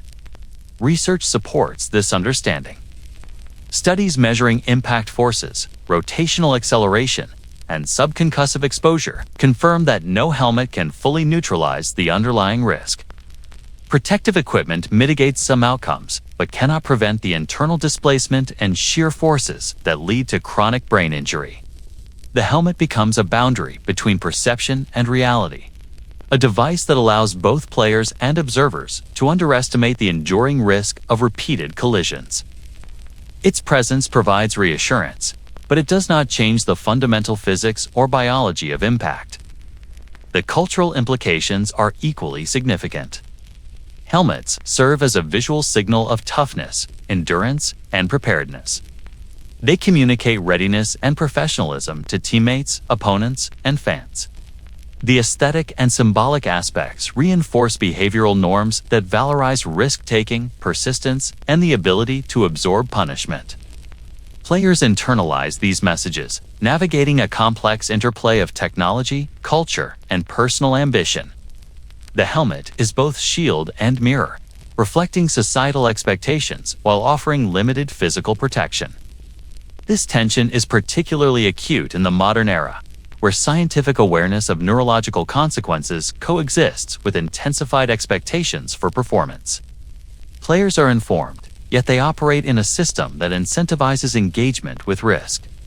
The helmet, despite its technological sophistication, cannot resolve this tension.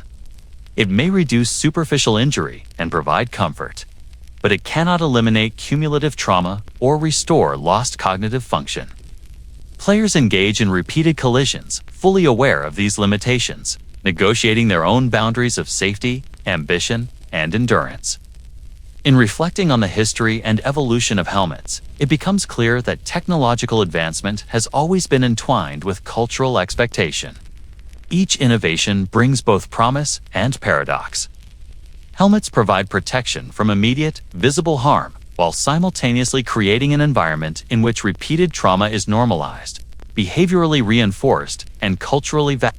The illusion of invincibility persists even as knowledge about brain injury becomes indisputable, illustrating the complex interplay between equipment, behavior, and systemic incentive.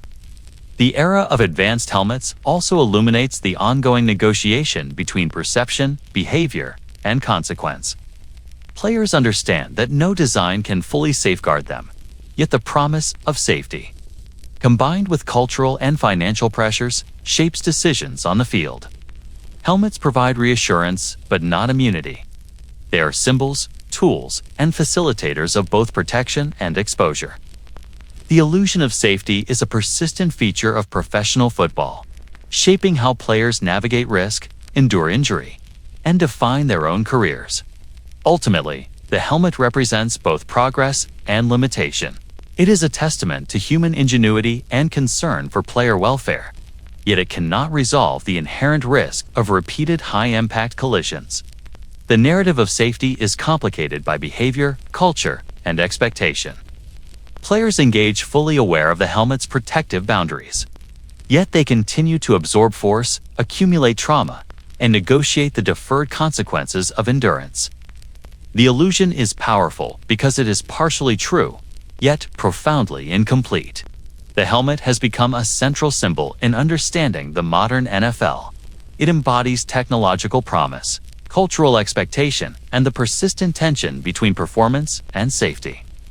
The evolution of design has improved some outcomes while leaving others unchanged. Players navigate this reality consciously, trading risk for reward, endurance for recognition, and understanding for spectacle. The helmet illusion is a defining element of the sport, both emblematic and cautionary, reflecting the ongoing negotiation between human aspiration and biological limitation.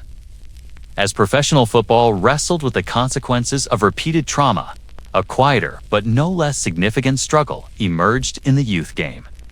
The collision sport that had defined cultural identity, heroism, and endurance for a century was now being passed down to children, many of whom were far more vulnerable to the cumulative effects of impact.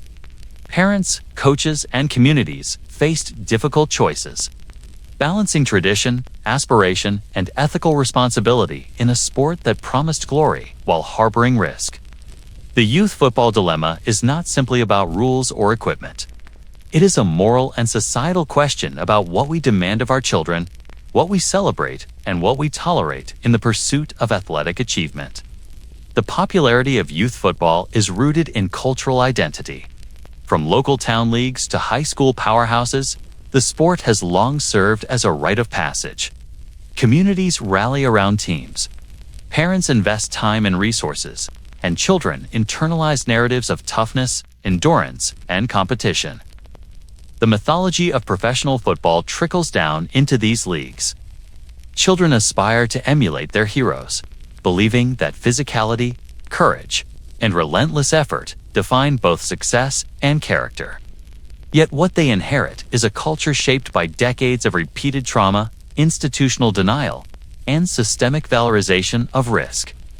Medical research has demonstrated that young athletes are especially susceptible to neurological injury. Developing brains, fragile cervical structures, and smaller body mass make children and adolescents far more vulnerable to concussions and subconcussive impacts. Studies suggest that early exposure to high-impact play may amplify risk later in life, contributing to cognitive decline, behavioral instability, and long-term neurological conditions. Despite these findings, many youth leagues have historically operated with minimal oversight, inconsistent protocols, and limited medical supervision, relying heavily on the judgment of volunteers and parents rather than trained professionals. Parents face an agonizing balance. The promise of teamwork, discipline, and opportunity is often contrasted with invisible, deferred risks. Families witness children confronting collisions, contusions, and concussions. Yet the decision to allow participation is frequently framed as a choice between opportunity and restriction. Stories emerge of young athletes encouraged to shake it off, to finish plays despite dizziness or confusion, reflecting the residual influence of professional football culture on coaching practices. Parents must navigate not only physical risk, but cultural expectation, societal pressure, and the aspiration for their children to succeed. Ethical questions abound. Is it permissible to expose children to known neurological risk in the pursuit of competition or socialization? How much responsibility lies with leagues, coaches, or institutions versus individual families? These questions are complicated by asymmetries of information. Parents may not fully understand the long-term consequences of repeated head trauma, while coaches may lack formal training in recognizing or responding to concussions. Children themselves often underestimate risk, eager to participate and demonstrate toughness, internalizing cultural narratives that valorize endurance and sacrifice. Rule changes and equipment innovations have attempted to mitigate risk. Contact limitations, flag football options, improved helmets, and concussion protocols represent incremental steps toward protection. Yet the question remains whether these measures can fully address the inherent danger of high-impact collisions.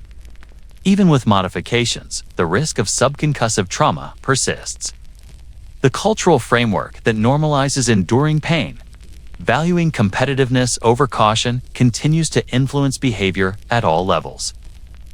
Safety measures may reduce acute injury, but cannot entirely prevent long-term neurological consequences.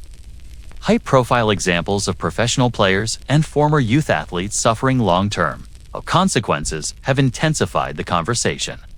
Stories of cognitive decline, depression, and early-onset neurological disorders among retired professionals underscore the potential trajectory for youth exposed to repeated trauma. Awareness campaigns and media coverage have begun to shift public perception, prompting some parents to reconsider participation or advocate for rule reform.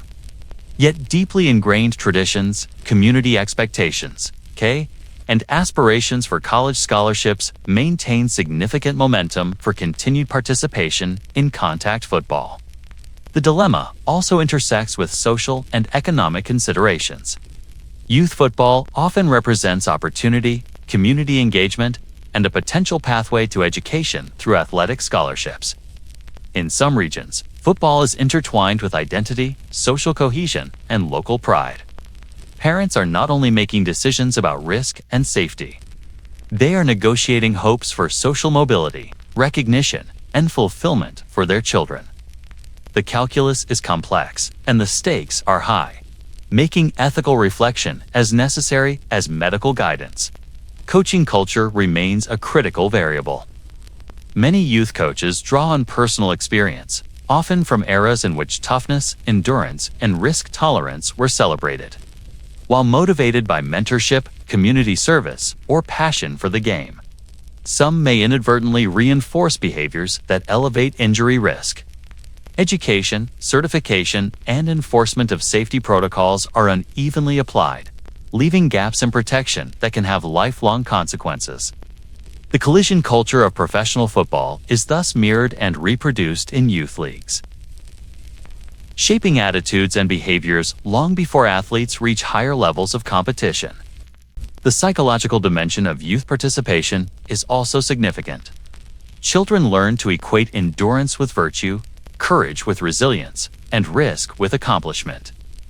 These lessons, when coupled with physical vulnerability, create conditions in which injury may be normalized, unreported, or minimized. A young athlete may fear disappointing parents, coaches, or peers, or may internalize societal narratives that valorize pain and perseverance. These pressures reinforce a cycle of exposure and risk, demonstrating that the challenge is not only mechanical or medical, but cultural and psychological. Policy responses have been uneven. Some states have enacted concussion education mandates, return-to-play protocols, and coaching certification requirements. National organizations have promoted awareness campaigns and safety initiatives. Yet, implementation varies. Resources are inconsistent, and enforcement is often limited. The structural gap between knowledge and practice mirrors the historical pattern in professional football, in which awareness of risk did not translate into consistent protection. Youth leagues face a tension between tradition, aspiration, and the ethical imperative to minimize harm. Parents in this context navigate a landscape of uncertainty. Decisions are rarely simple. They involve weighing aspiration against risk, cultural expectation against personal values, and opportunity against potential long-term harm. Some parents withdraw children from contact play, opting for flag football or alternative sports. Others embrace modified participation, emphasizing education, medical monitoring, and safe techniques. Still others maintain traditional engagement, trusting in equipment, rules, or institutional guidance. Each choice carries consequences, shaping not only immediate safety but long-term health trajectories. The youth football dilemma is thus both personal and societal. It reflects the broader history of the sport, in which valorization of toughness and endurance has been embedded for generations. It highlights the intersection of ethics, culture, biology, and aspiration. It demands reflection on the obligations of institutions, the responsibilities of families, and the societal norms that frame risk as a measure of character or courage. Youth participation is not merely recreational. It is a negotiation between opportunity and vulnerability, tradition and reform, spectacle and responsibility. As research continues to illuminate the consequences of repeated trauma, awareness among parents and leagues is growing. Concussion education, age-appropriate rules, and medically supervised practice environments provide pathways to mitigation. Yet the dilemma persists, reflecting the tension between cultural expectation and emerging evidence. Families must reconcile love of the game with concern for safety, admiration for tradition with recognition of risk, and hope for achievement with ethical responsibility. The youth football dilemma is emblematic of the broader narrative of professional football. It mirrors the historical pattern of risk, reward, and cultural valorization of toughness while highlighting the heightened vulnerability of young athletes. Decisions made at the youth level have consequences that reverberate across a lifetime. Each choice, each practice, and each collision carries potential for impact, both physical and psychological. The negotiation between aspiration and safety, ethics and expectation, is ongoing, unresolved, and deeply consequential. Ultimately, the dilemma of youth football forces society to confront difficult questions about what we value and what we demand of the next generation. It challenges assumptions about toughness, endurance, and heroism. It invites reflection on the ethical obligations of parents, coaches, and institutions.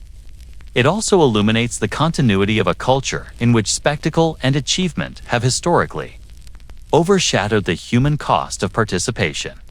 The choices made in youth football today will shape the lives of future players, determining whether the culture of endurance and sacrifice will continue unchecked or evolve toward greater awareness, protection, and ethical responsibility. The story of football and its consequences cannot be told without acknowledging the role of media.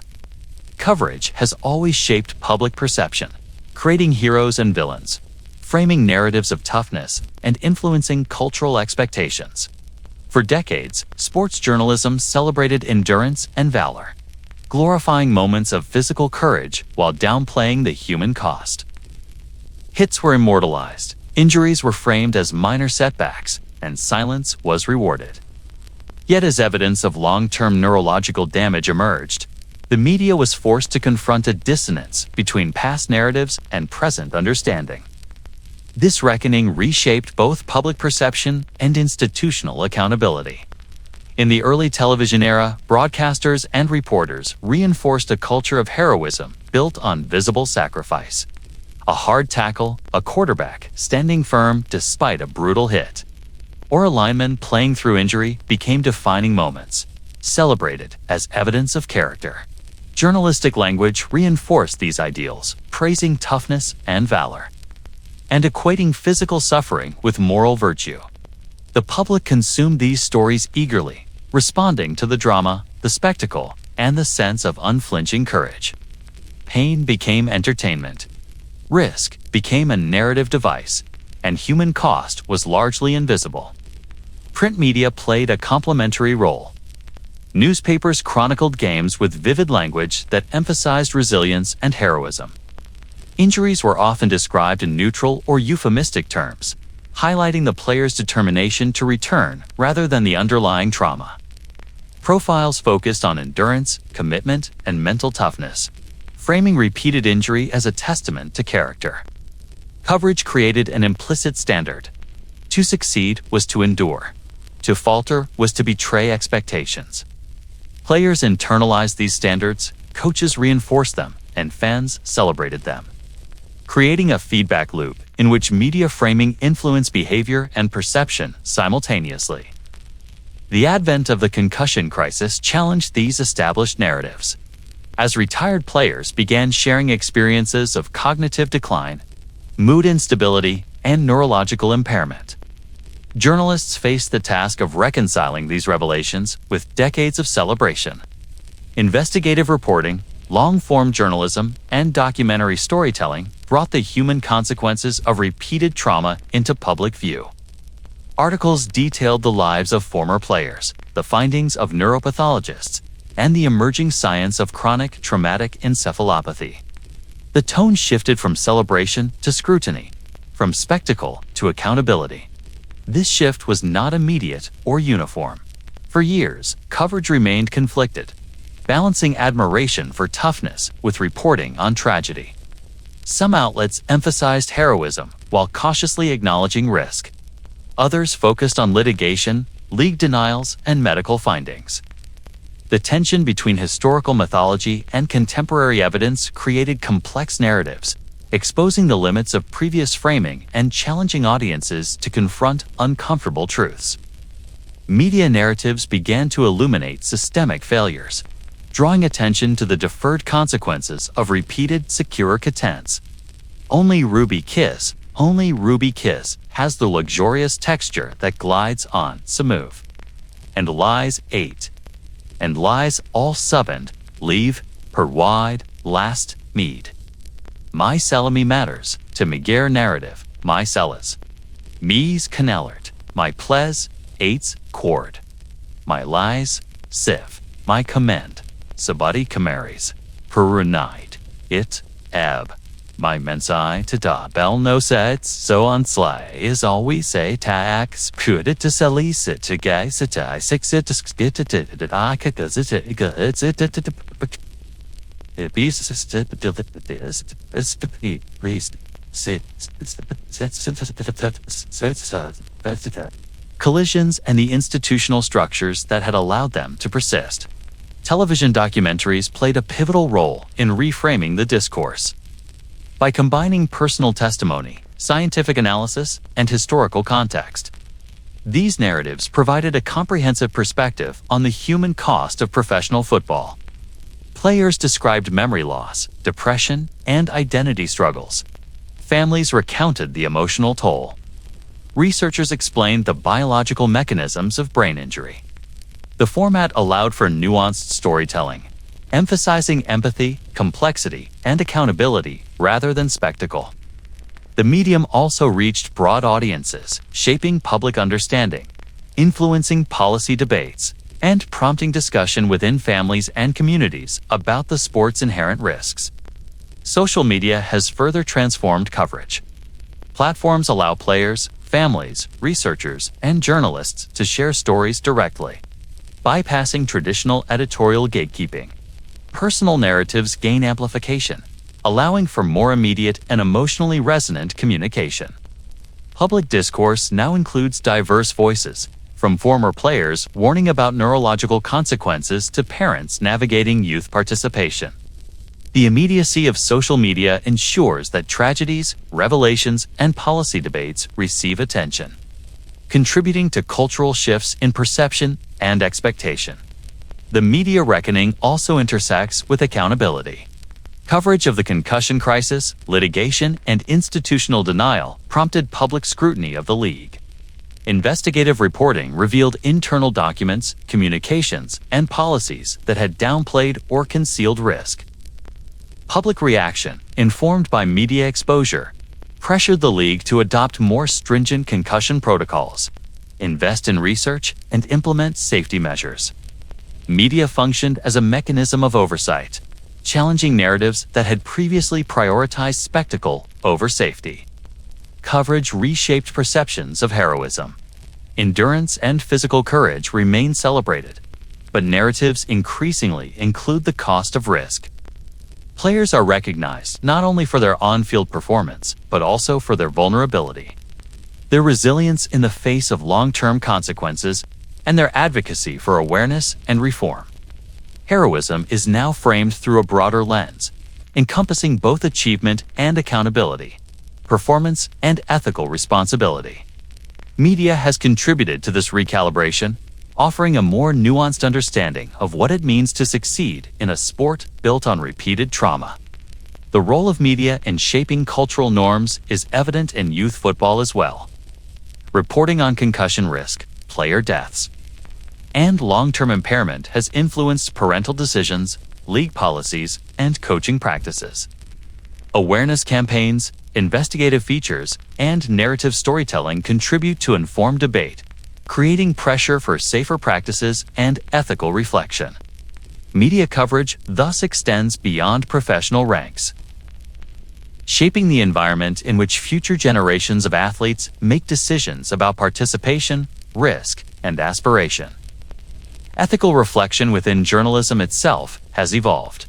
Reporters and producers grapple with the tension between celebrating achievement and acknowledging harm. Long-form narratives allow for depth, context, and historical framing. Fact-based reporting, combined with personal testimony, provides audiences with a comprehensive understanding of systemic dynamics and individual consequences. Ethical responsibility extends beyond accuracy, encompassing the duty to convey the human cost of spectacle, the impact of cultural expectation, and the consequences of institutional negligence. Ultimately, the media reckoning represents a critical turning point in the narrative of football. Coverage that once celebrated physical endurance and valor now incorporates accountability, awareness, and empathy. It highlights the tension between spectacle and consequence, ambition and vulnerability, cultural expectation and individual welfare. Journalistic narratives illuminate the costs previously obscured, creating a public understanding that encompasses both heroism and harm, achievement and ethical responsibility. The transformation in coverage also serves as a template for other sports and cultural arenas. Football's media reckoning demonstrates the power of narrative framing, investigative rigor, and long-form storytelling in reshaping societal understanding. It underscores the role of journalists, not merely as chroniclers of events, but as mediators between culture, institutions, and individual experience. Through reporting, documentation, and reflection, media has helped to shift expectations, catalyze reform, and illuminate the human cost of a sport long defined by endurance, collision, and the valorization of pain. In this context, the media does not merely report. It participates in the ongoing negotiation of culture, ethics, and safety. Coverage amplifies voices that were previously silenced, challenges institutional narratives, and reframes public understanding of heroism and risk. The stories of injured players, families, and researchers compel audiences to confront uncomfortable truths while recognizing courage in new, more nuanced ways. Journalism becomes a lens through which society examines itself, its values, and the consequences of its cultural obsessions. The reckoning is ongoing. While progress has been made, coverage continues to evolve as new research emerges, new stories are told, and public awareness grows. Ethical reflection, institutional accountability, and cultural recalibration are inseparable from media representation. The narratives that shape perception influence not only understanding, but behavior, regulation, and the experience of current and future players. Media has transformed from a vehicle of celebration to a mechanism of scrutiny, education, and cultural reflection. Through the media reckoning, the sport confronts both its history and its future. Heroes are redefined not solely by endurance, but by awareness, advocacy, and resilience in the face of both visible and invisible consequences. Audiences are invited to witness not only spectacle, but the human cost behind it. Coverage has become an instrument of cultural accountability, illuminating the intersection of achievement, harm, and systemic responsibility. It is a reckoning that transforms how football is understood, how players are valued, and how society interprets courage, sacrifice, and consequence. The evolution of media coverage demonstrates the power of narrative to challenge assumption, reveal hidden costs, and create a more ethically informed public dialogue. It reinforces that understanding the game requires more than statistics, highlights, or celebration. It demands reflection on culture, behavior, and consequence. Through the media reckoning, football is viewed in its full complexity, acknowledging both its enduring appeal and its profound human cost. The concept of toughness in football has long been equated with endurance, courage, and the ability to withstand punishment. For decades, it was measured in hits taken, games played despite injury, and the capacity to absorb pain while maintaining performance. This traditional notion of toughness was embedded in cultural narratives, reinforced by coaches, celebrated by fans, and immortalized by media coverage. It created heroes whose physical resilience became the ultimate currency, yet it came at a profound human cost. The redefinition of toughness in the modern era challenges these assumptions, emphasizing empathy, awareness, and ethical responsibility as essential components of courage. as evidence of cumulative brain injury and long-term neurological impairment became incontrovertible. Players, leagues, and fans began to question the value of enduring injury at all costs. Toughness could no longer be narrowly defined by physical resistance or the ability to play through pain.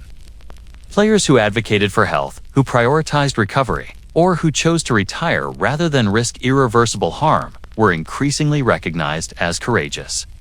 The lens through which we evaluate resilience has shifted from spectacle to responsibility.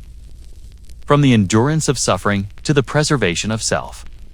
This redefinition is evident in player behavior. Athletes now speak openly about concussions, mental health, and the long-term impact of repeated trauma.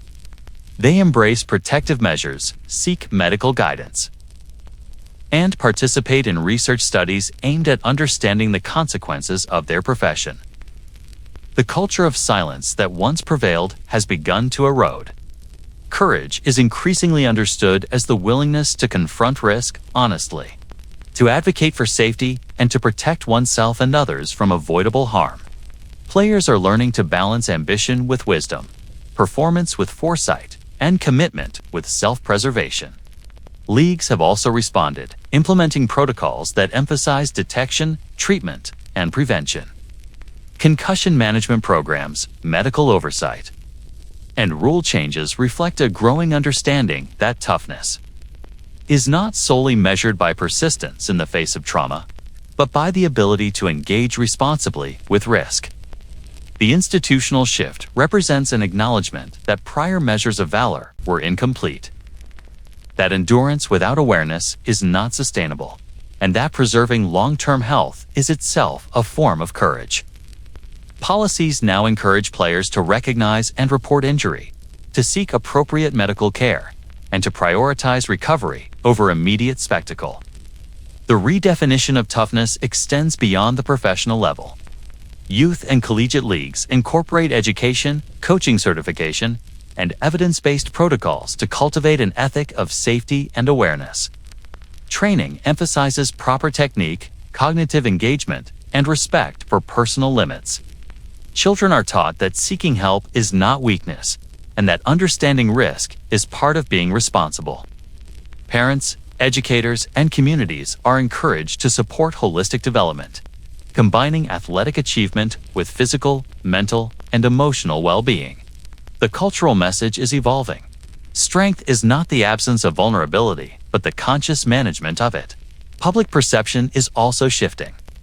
Fans, long accustomed to celebrating relentless endurance, are increasingly receptive to narratives that recognize the complexity of resilience. Media coverage now highlights player advocacy, ethical decision-making, and the human dimension of sport.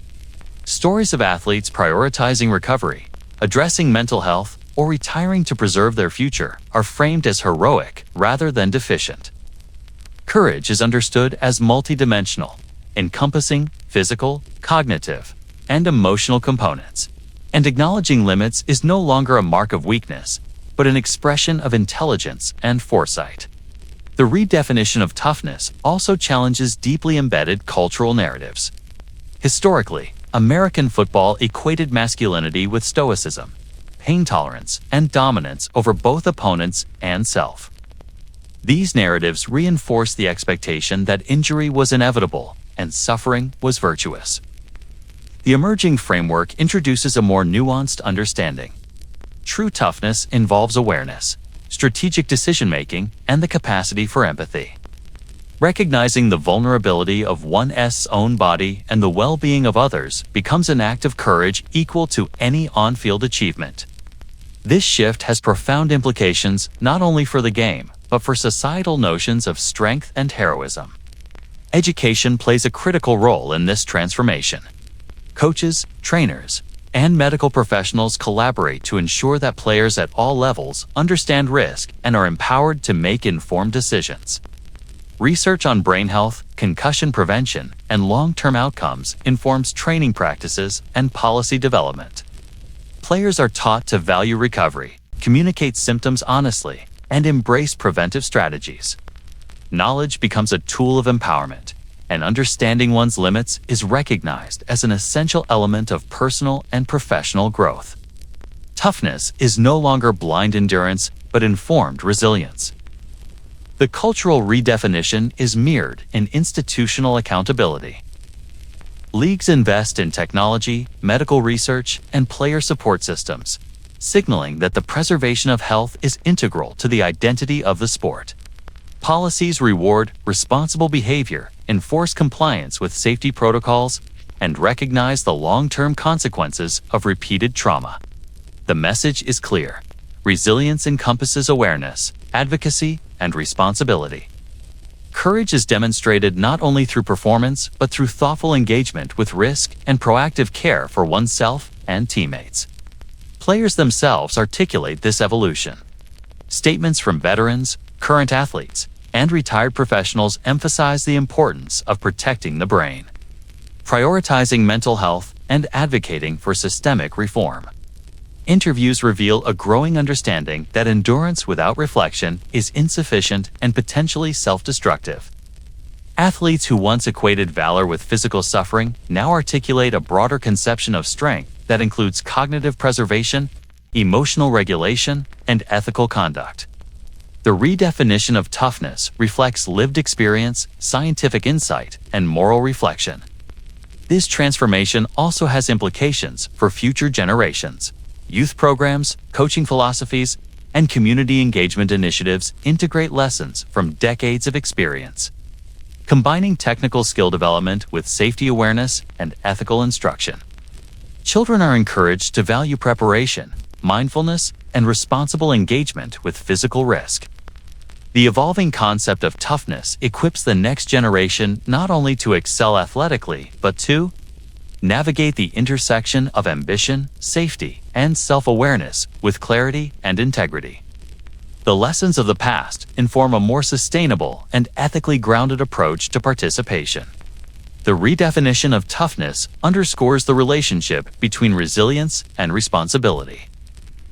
It affirms that enduring pain for its own sake is not inherently virtuous. True courage integrates awareness, ethical reflection, and strategic engagement with risk. It embraces vulnerability as a factor to be respected rather than ignored. The modern athlete, guided by science, institutional policy, and personal reflection, embodies this holistic understanding of strength. Toughness is no longer a single metric of physical endurance, but a multi-dimensional quality encompassing mind, body, and ethical awareness. In this new era, empathy becomes integral to toughness. Players advocate for teammates, speak openly about injury and mental health, and contribute to research and public awareness. They recognize that individual choices have communal impact, that one's behavior can influence others both on and off the field. Courage is expressed in advocacy, transparency, and protection, expanding the definition of heroism beyond spectacle. The modern narrative celebrates not only the ability to withstand force, but also the capacity to act with foresight, integrity, and concern for collective well-being. Ultimately, the redefinition of toughness signals a profound cultural shift. It reconciles the lessons of a century-long history of endurance with the knowledge of human vulnerability. It integrates scientific understanding, ethical reflection, and lived experience into a framework that values both performance and preservation. The sport honors the sacrifices of past generations while creating a safer, more responsible environment for current and future players. Toughness is no longer a measure of unyielding resilience alone. It is the courage to understand risk, protect oneself and others, and navigate the game with awareness and integrity. The narrative of football is evolving. From its early origins steeped in physical valor to the modern emphasis on awareness and empathy. The sport reflects broader cultural changes in understanding strength, heroism, and responsibility. Players, institutions, and fans collectively participate in this evolution. The stories of resilience now include intelligence, foresight, and ethical reflection as central components of courage. The legacy of endurance remains, but it is enriched and reframed by a commitment to awareness, safety, and holistic strength. The redefinition of toughness ensures that courage is measured not only in hits taken or games played, but in the wisdom, empathy, and responsibility that guide every decision on and off the field. The story of professional football is, at its core, a story about the human body and the human spirit pushed to extremes. Across more than a century, the sport evolved in parallel with culture, media, and society, cultivating a deep admiration for resilience, endurance, and the capacity to withstand punishment. From the earliest days of leather helmets and minimal protective gear to the multi-billion-dollar spectacle of modern football, toughness was elevated into a virtue, celebrated as a defining feature of masculinity, heroism, and identity. Yet beneath the roar of stadiums and the flashing cameras lies a complex, often tragic narrative. The very quality that was hailed as admirable, that was rewarded with fame, money, and social recognition, carried a price few fully acknowledged for decades. That price is the human body itself, the mind, and ultimately, the essence of selfhood. When the league began, pain was treated as inevitable, almost sacred. Players like the Iron Men of the 1920s and 30s wore bruises as badges, celebrated the capacity to endure injuries without complaint, and created a culture in which leaving the field meant weakness. Early medical understanding was limited, research scarce, and protective equipment rudimentary. Players faced collisions with little knowledge of long-term consequences, relying on personal toughness and instinct to navigate the physical demands of the game. Each hit was both a demonstration of courage and a deposit on the body's future vulnerability, a transaction whose cost would often remain hidden until years later. The culture of toughness was reinforced by broader social frameworks, military metaphors, the expectation of stoicism, and narratives of masculine heroism shaped how players were trained, evaluated, and celebrated. The language of valor, sacrifice, and endurance permeated locker rooms, coaching philosophies, and media coverage. Injuries were minimized, complaints dismissed, and pain transformed into spectacle. Society consumed these performances eagerly, applauding the ability to continue despite visible suffering. Yet the applause came at the expense of health, often blurring the line between resilience and self-destruction. Research decades later revealed the consequences that had been ignored or unknown. Neurological studies, post-mortem examinations, and longitudinal observations exposed a spectrum of brain injuries that traced directly to repeated impact. Chronic traumatic encephalopathy emerged as a condition emblematic of the hidden toll of endurance. Memory loss, cognitive decline, depression, and personality changes were documented among former players. The stories of Mike Webster, Jr. So, and countless others illustrated the stark reality. The very game that forged heroes often left its practitioners unrecognizable to themselves and their loved ones. Families described the gradual erosion of identity, personality, and functionality. The public, once mesmerized by performance and spectacle, was confronted with the human cost long concealed. The league's historical response contributed to the problem. Denial, delayed research, and public relations campaigns prioritized image over safety. For decades, medical warnings were downplayed, and awareness of long-term consequences was suppressed. Players were encouraged to continue playing, often under the guise of resilience and duty. In this context, toughness became a moral imperative rather than a personal choice, a standard to be met regardless of consequence. Courage was measured in games played, not in years preserved. The system rewarded those who ignored pain, silenced injury, and endured. Yet it often failed to protect those same individuals in the decades that followed. Modern football has begun to reckon with these truths. Scientific research, media coverage, lawsuits, and personal testimonies forced institutions, fans, and players to confront the implications of repeated trauma. Protocols evolved, concussion management programs were implemented, and equipment improved. The culture of silence began to erode as players spoke publicly about cognitive decline, mental health struggles, and the realities of retirement. The sport, once defined solely by spectacle and endurance, began to embrace awareness, safety, and the value of long-term health. Yet progress is incomplete, and the legacy of decades of glorified suffering persists, shaping the experiences of current players and the decisions of parents for youth athletes. Reflecting on a century-long cultural addiction to pain, it becomes clear that football's valorization of toughness has been double-edged. On one side, it has created awe-inspiring moments of human performance, fostered community identity, and defined a uniquely American form of heroism. On the other, it has exacted a profound toll on those who participated, often quietly, invisibly, and irreversibly. Memory, cognition, personality, and even the fundamental sense of self have been compromised by the very attributes celebrated on the field. The legacy of sacrifice is real, but so too is the loss, the grief, and the human cost that has too often gone unacknowledged. Stories of loss are not abstract. They are grounded in lived experience. Families recount the anguish of watching a vibrant, accomplished athlete gradually transform into someone unrecognizable. Players reflect on choices made, the culture of their environment, and the messages they internalized about endurance, courage, and self-worth. These narratives reveal the paradox at the heart of football. To be unbreakable on the field has historically meant vulnerability off it. The heroism celebrated in real time often translated into suffering, confusion, and dislocation in later life. The human cost was invisible to spectators, but profoundly real to those who paid the price. The emotional weight of this history is undeniable. For every celebrated play, record, or highlight, there is a corresponding story of bodily erosion, neurological consequence, and personal sacrifice. Heroes of one era admired for their courage often faced profound challenges in retirement. The courage that enthralled fans and defined professional identity did not shield against cognitive decline, depression, or early mortality.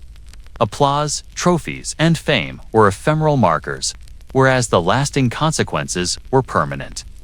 Recognizing this dissonance reframes how toughness should be understood and celebrated. The redefinition of toughness in contemporary football offers a path toward reconciliation with this legacy. Awareness, empathy, and ethical responsibility are increasingly recognized as essential components of strength. Players who prioritize health, who speak openly about injury, and who advocate for reform are now considered courageous. Toughness is no longer solely measured by endurance under duress, but by the wisdom to recognize limits, the courage to act responsibly, and the commitment to protect oneself and others. This evolving understanding honors both achievement and humanity, reframing the narratives of heroism that have historically defined the sport. As the sport moves forward, the lessons of history are vital. Parents, coaches, players, and institutions must balance aspiration with responsibility, spectacle with consequence, and ambition with preservation of health. Youth programs, collegiate leagues, and professional organizations are tasked with integrating research, safety, and ethical practice into the culture of the game. Protecting the brain, respecting injury, and valuing long-term well-being are not contradictions to toughness. They are essential components of genuine resilience. The evolution of understanding ensures that courage is measured not in the absence of pain, but in the thoughtful engagement with risk.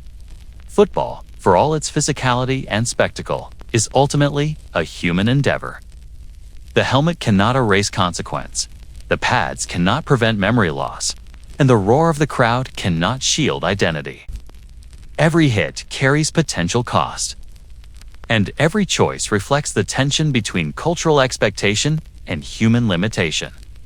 Reflecting on the century-long history of toughness reveals the need to redefine heroism and valor, integrating empathy, scientific understanding, and ethical responsibility. True courage is not dying for applause. It is enduring with awareness, striving with wisdom, and engaging with the game in a manner that honors both achievement and the fragile human vessel in which it is realized. The stories of those who suffered, who endured, and who ultimately paid the price compel reflection on the meaning of resilience. Toughness was never meant to equate to self-destruction. The admiration of spectators, the cultural mythology of the game, and the financial rewards cannot substitute for the preservation of mind, body, and identity. The recognition of human limitation is not weakness. It is a testament to understanding, prudence, and the complex nature of courage itself. In the end, the price of being unbreakable is revealed not only in individual loss, but in the collective reckoning of society with the meaning of endurance, heroism, and humanity in football. The century-long narrative of the sport is thus one of both admiration and caution. The celebration of toughness produced extraordinary feats and unforgettable moments. It also masked risk, perpetuated harm, and created a legacy of silent suffering. The challenge moving forward is to honor the achievements of the past while embracing a more informed, empathetic, and responsible approach. Culture, policy, education, and media all play a role in ensuring that courage is redefined to include awareness, preservation, and respect for the human body and mind. Football will always demand physicality, will always challenge the body and the spirit, and will always reward perseverance. Yet the lessons of the past century insist that the meaning of toughness must expand. Endurance must coexist with wisdom, heroism with empathy, and achievement with awareness. Only by integrating these principles can the sport preserve its legacy while protecting those who dedicate themselves to it.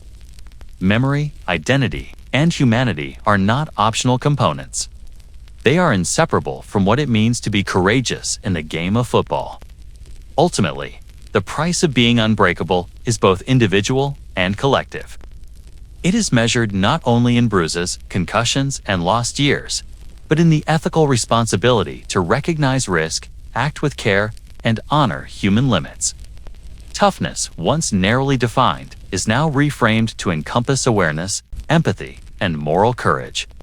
Reflecting on this journey reminds us that the admiration of a crowd should never come at the cost of a life that endurance should not equal erasure of self, and that the human behind the helmet is the true measure of courage.